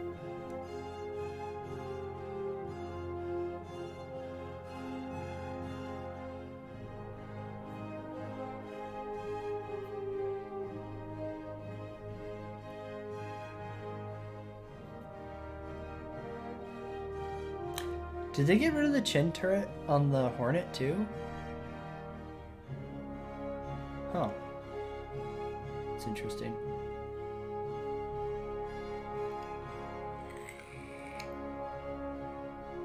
Yeah, I saw that turtle. Kind of a bummer. I hope they fucking hurry that out with a 3.4 light or whatever the fuck they're calling it now. Because I'm really curious to fly the Hawk and see how that one is. So I can start hunting people down.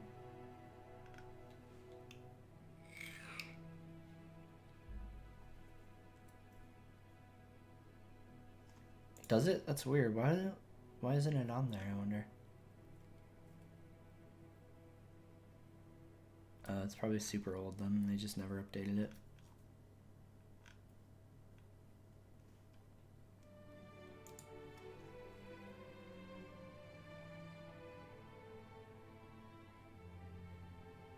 Yeah, there's now light versions of updates, correctly.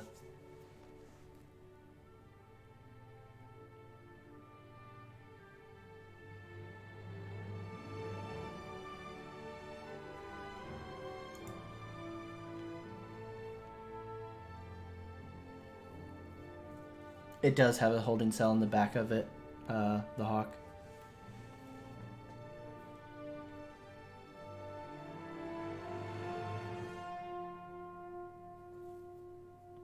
God, this site, man.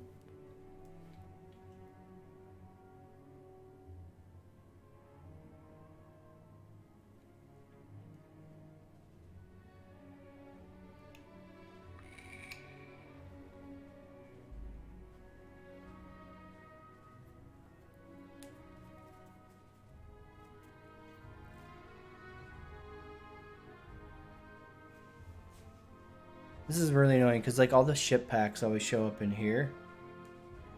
So I was kind of hoping that this would fucking load, but...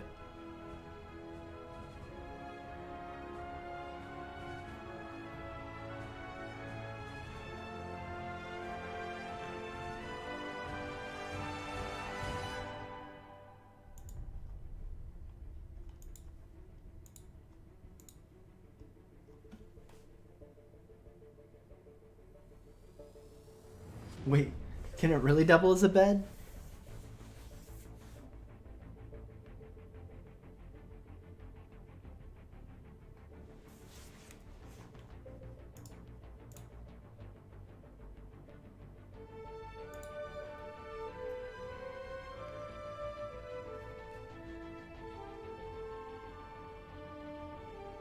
That's fucking hilarious.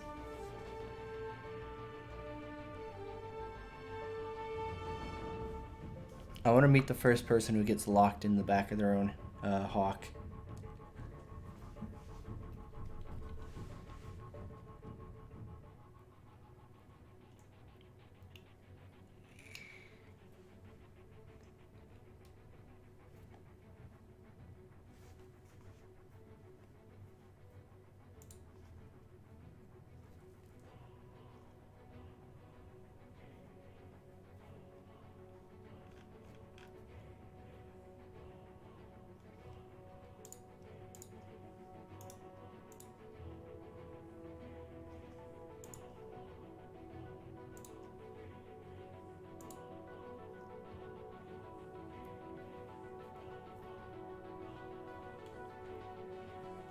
Yeah, that'd be an embarrassing request beacon to drop.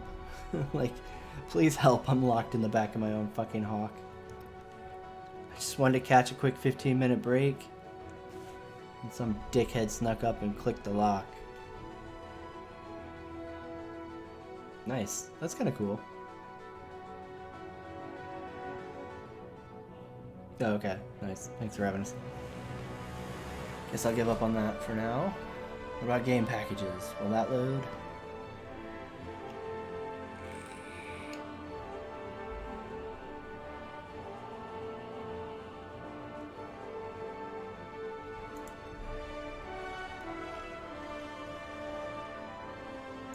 Jesus, they really fucking broke this one.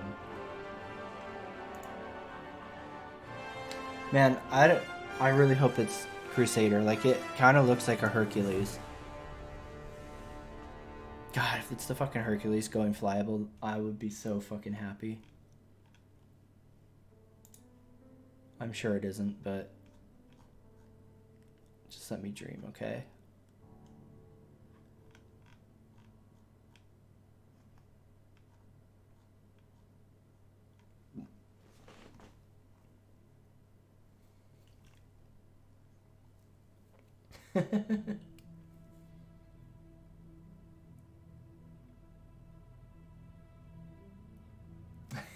Right, Wrath of Pancake? Oh, man. I feel like that's probably how, like, 80% of their meetings go, right?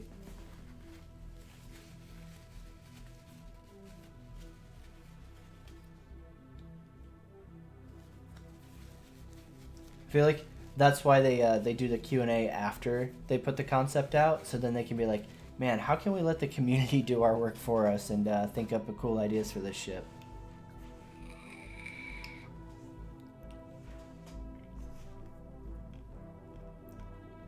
I wonder... Pledge store, ships, anvil... Am I zoomed in a lot or something? No. Oh, it doesn't even show as buyable from here. That's annoying. Not available. Great. So basically, Turbulent went and fucking really ham-fisted the shit out of this fucking layout. And none of this shit is linking back to the anniversary sale shit. Cool. Good job, Turbulent. I'm glad CIG pays you fucking probably buku money for this shit. No fucking available packs, buying options, nothing, even though it's fucking for sale right now. Fuck you, Turbulent. God, you guys are fucking incompetent as fuck. It's really fitting that, like, the studio that can't manage to fucking nail down any kind of release timelines and always has issues with delays and stuff, it's really fitting that they contract out to a fucking web company that can't fucking run a goddamn web store right either. Fuck, man.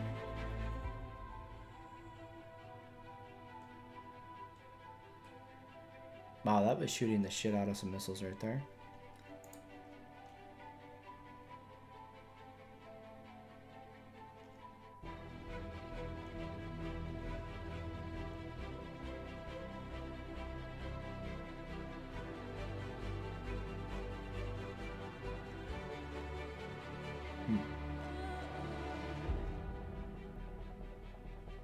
Oh shit, nice.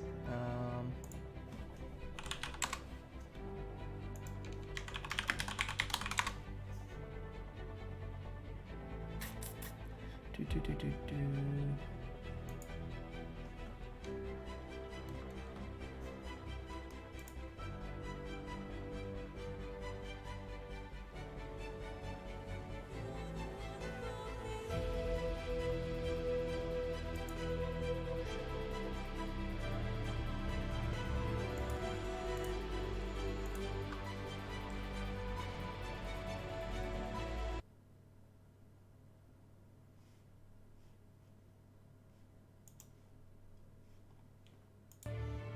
No one else has done anything like this before.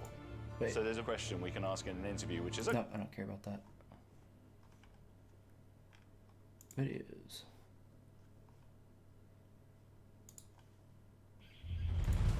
There are some designs that transcend time.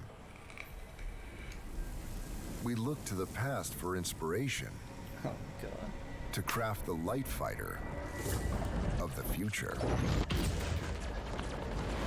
Unmatched design, best-in-class maneuverability. Leave your enemies bewildered. After all, how can you kill what you can't catch? The 2949 Arrow from Anvil. Rise above. Available now. See your authorized Anvil dealer for details.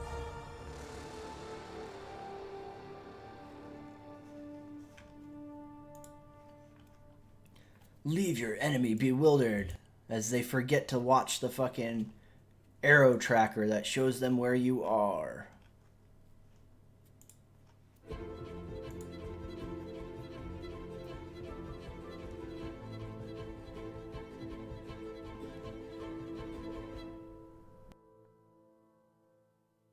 Hey everyone, and welcome to day one of our 2948 anniversary special. I'm Sandy Gardner. And I'm Chris Roberts. With CitizenCon last month, we celebrated Star Citizen's birthday. But for those of you who are new to Star Citizen, you're probably asking what our anniversary is all about. Yes, so every November around this time, we celebrate the closing of our original crowdfunding campaign, which ended with a pretty big bang, and we set a bunch of records, although we've continued to set them beyond that, but it was kind of a cool event, and it involved a lot of ships and new ships coming out, and so every year we do this anniversary event and have the same kind of celebration. Yes, and now there are many things to do in Star Citizen today, including exploring the surfaces of our fully realized planet Hurston. Yes, and its 4 moons. And the 3 moons of Crusader. Space stations and truck stops. Yes, cargo, bounty, and trade missions. That's right, and asteroid fields and scramble races. First-person combat in derelict underground facilities. Yes, and activities like mining and exploring. And let's not forget the variety of emergent gameplay our backers invent for themselves, which is pretty cool. They do some very cool stuff. But right now, we're going to do back to the core of what Star Citizen started with, which is about our spacecraft. Yes, your spacecraft. There are now 80 flyable ships and vehicles to choose from in... Really? Really? Star Citizen's gonna be about spaceships again? When did that fucking happen? I thought it was all about fucking ground play and fucking role playing and Care Bear bullshit. The game today. Ships for almost every single purpose, from single-seater starter ships all the way up to serious multi-crew ships.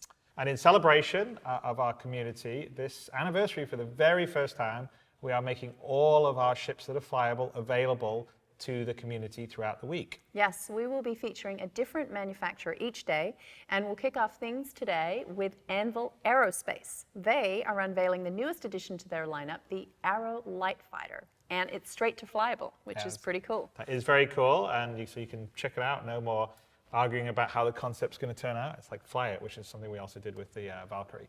But it's also a nod to the Wing Commander Arrow, which is kind of cool because I like to have some ships like the Hornet or the Arrow that are also Wing Commander ships in the Star Citizen universe. And it is Anvil's answer to the popular Gladius light fighter from Aegeus.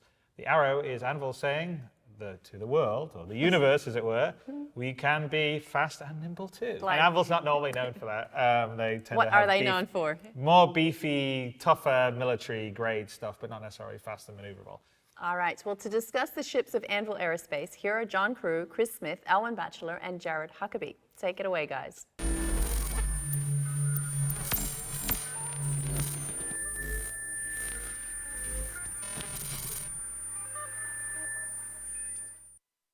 All right, so Anvil Aerospace.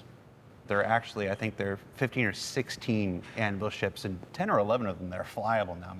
There's sort of 5 of the Mark 1. Yeah. The Arrows. Ah, the Arrows, the big reveal today. It's actually going into the game today. It's flyable now. Right. You worked on the Arrow. So the Arrow is Anvil's answer to the Gladius in sort of the light fighter category, right? So that's sort of been missing in their entire lineup for a while now, and they're finally bringing something out to answer Aegis.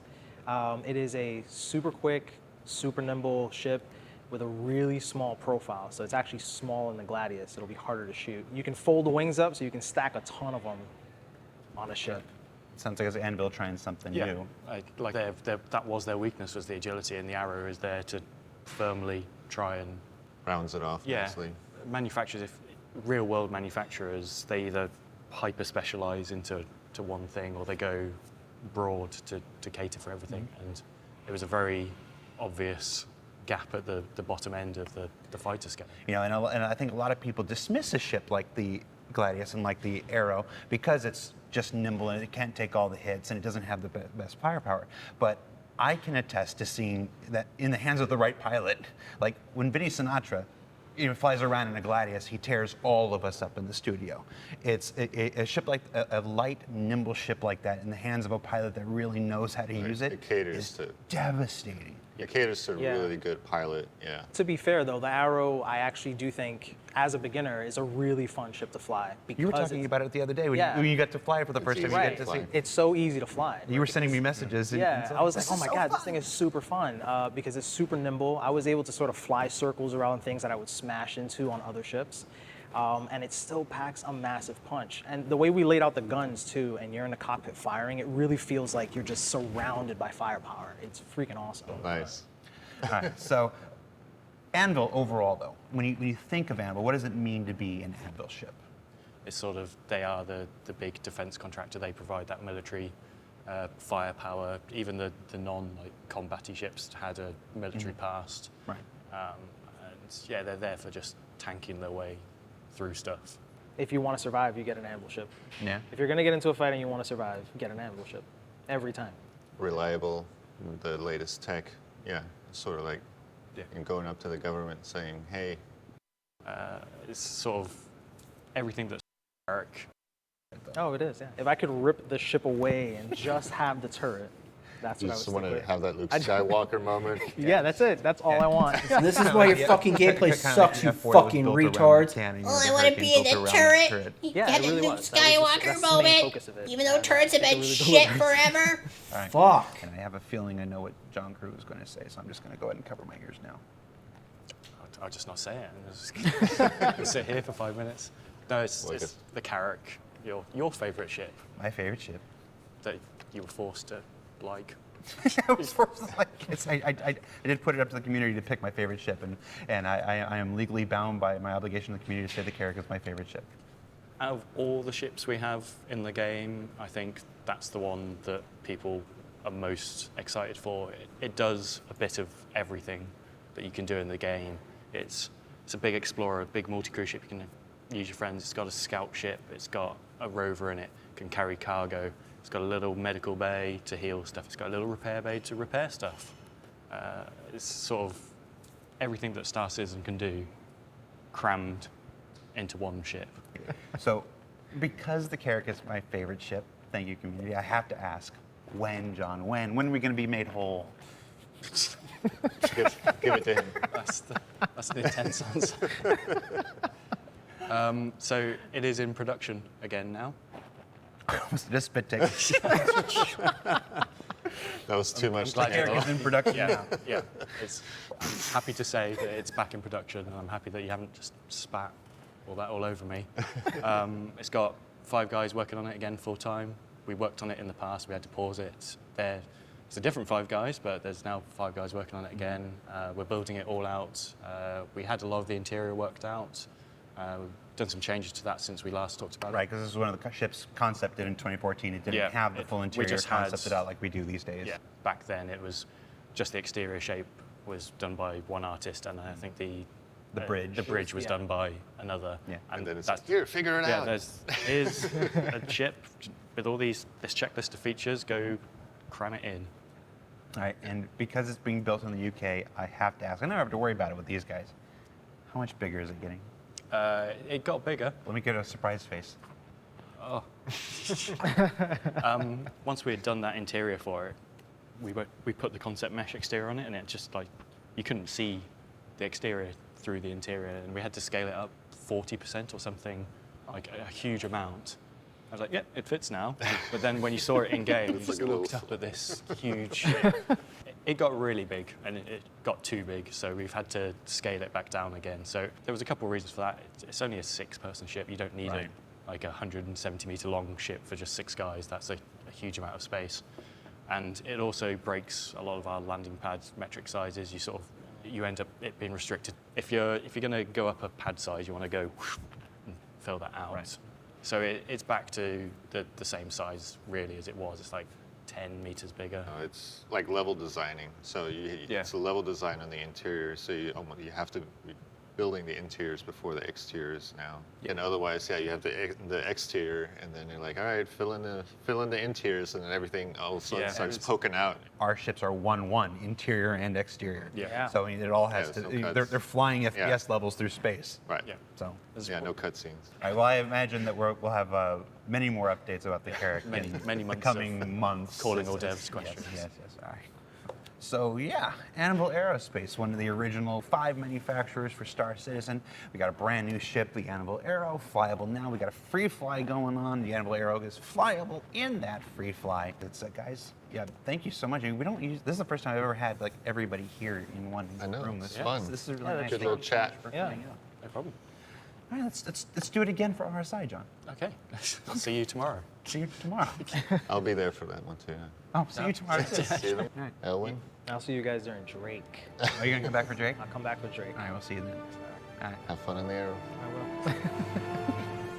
And thanks, guys. Now get out there and take some of these ships out for a test flight. So another really cool thing that we're doing as part of the anniversary special is that we're bringing back the fan favorite Intergalactic Aerospace Expo. But this year, which I'm super excited for, we're actually doing the experience in-game. So the IEE has expanded in 2948, and the new IEE West event is going on as we speak in Lawville. Yes, so just land or take the train to Tisa Spaceport and follow the signs to the expo. So each of these manufacturers and today's Anvil will be offering this for 24 hours. Yeah, and you'll have the entire week to try out the brand new Arrow, though, and see if you're as good as they say Vinny Sinatra is in it. That's right, and don't forget, after flying these ships, head back to the website to try your hand at the anniversary special quiz, where you can test your knowledge of Star Citizen ships. Your score could reward you with a nice badge, or could even get you into a drawing for the opportunity to win your very own Arrow. Yep, that's very cool. And that's all for today. Join us tomorrow to look at the ships and vehicles from our namesake, Roberts Space Industries. Yes, have fun and fly safe. We will see you in the verse. In the verse? No, in the verse. In the verse. No, that's around the verse.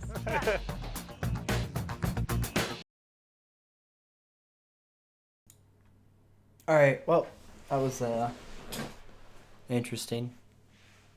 It's odd that they were like, okay, yeah, we had to fit all these rooms into the Carrack, and then it didn't fit. We had to upscale the exterior. The exterior ended up being 40% bigger, and then we were like, no, it's not going to work, so then we downscaled it. So does that mean that, like, you got rid of shit that you built out, or does that mean you, like you just... I don't know, like now I have more questions than they gave answers. So like what was the sacrifice? If at first it was like, oh hey, it needs to do all these things, we built the rooms out, it was too big. But then you said like, oh hey, when it was like sticking out of the exterior mesh, so how did you like rectify that? I didn't get an answer. Other than it stayed relatively the same size. Also, fuck that guy. Don't tell me if I need a 160-meter ship or not, you piece of shit. What? God.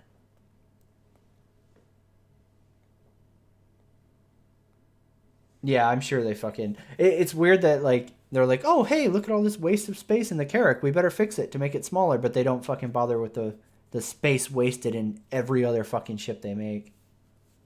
Whatever. Let's see if that shit is back up or not.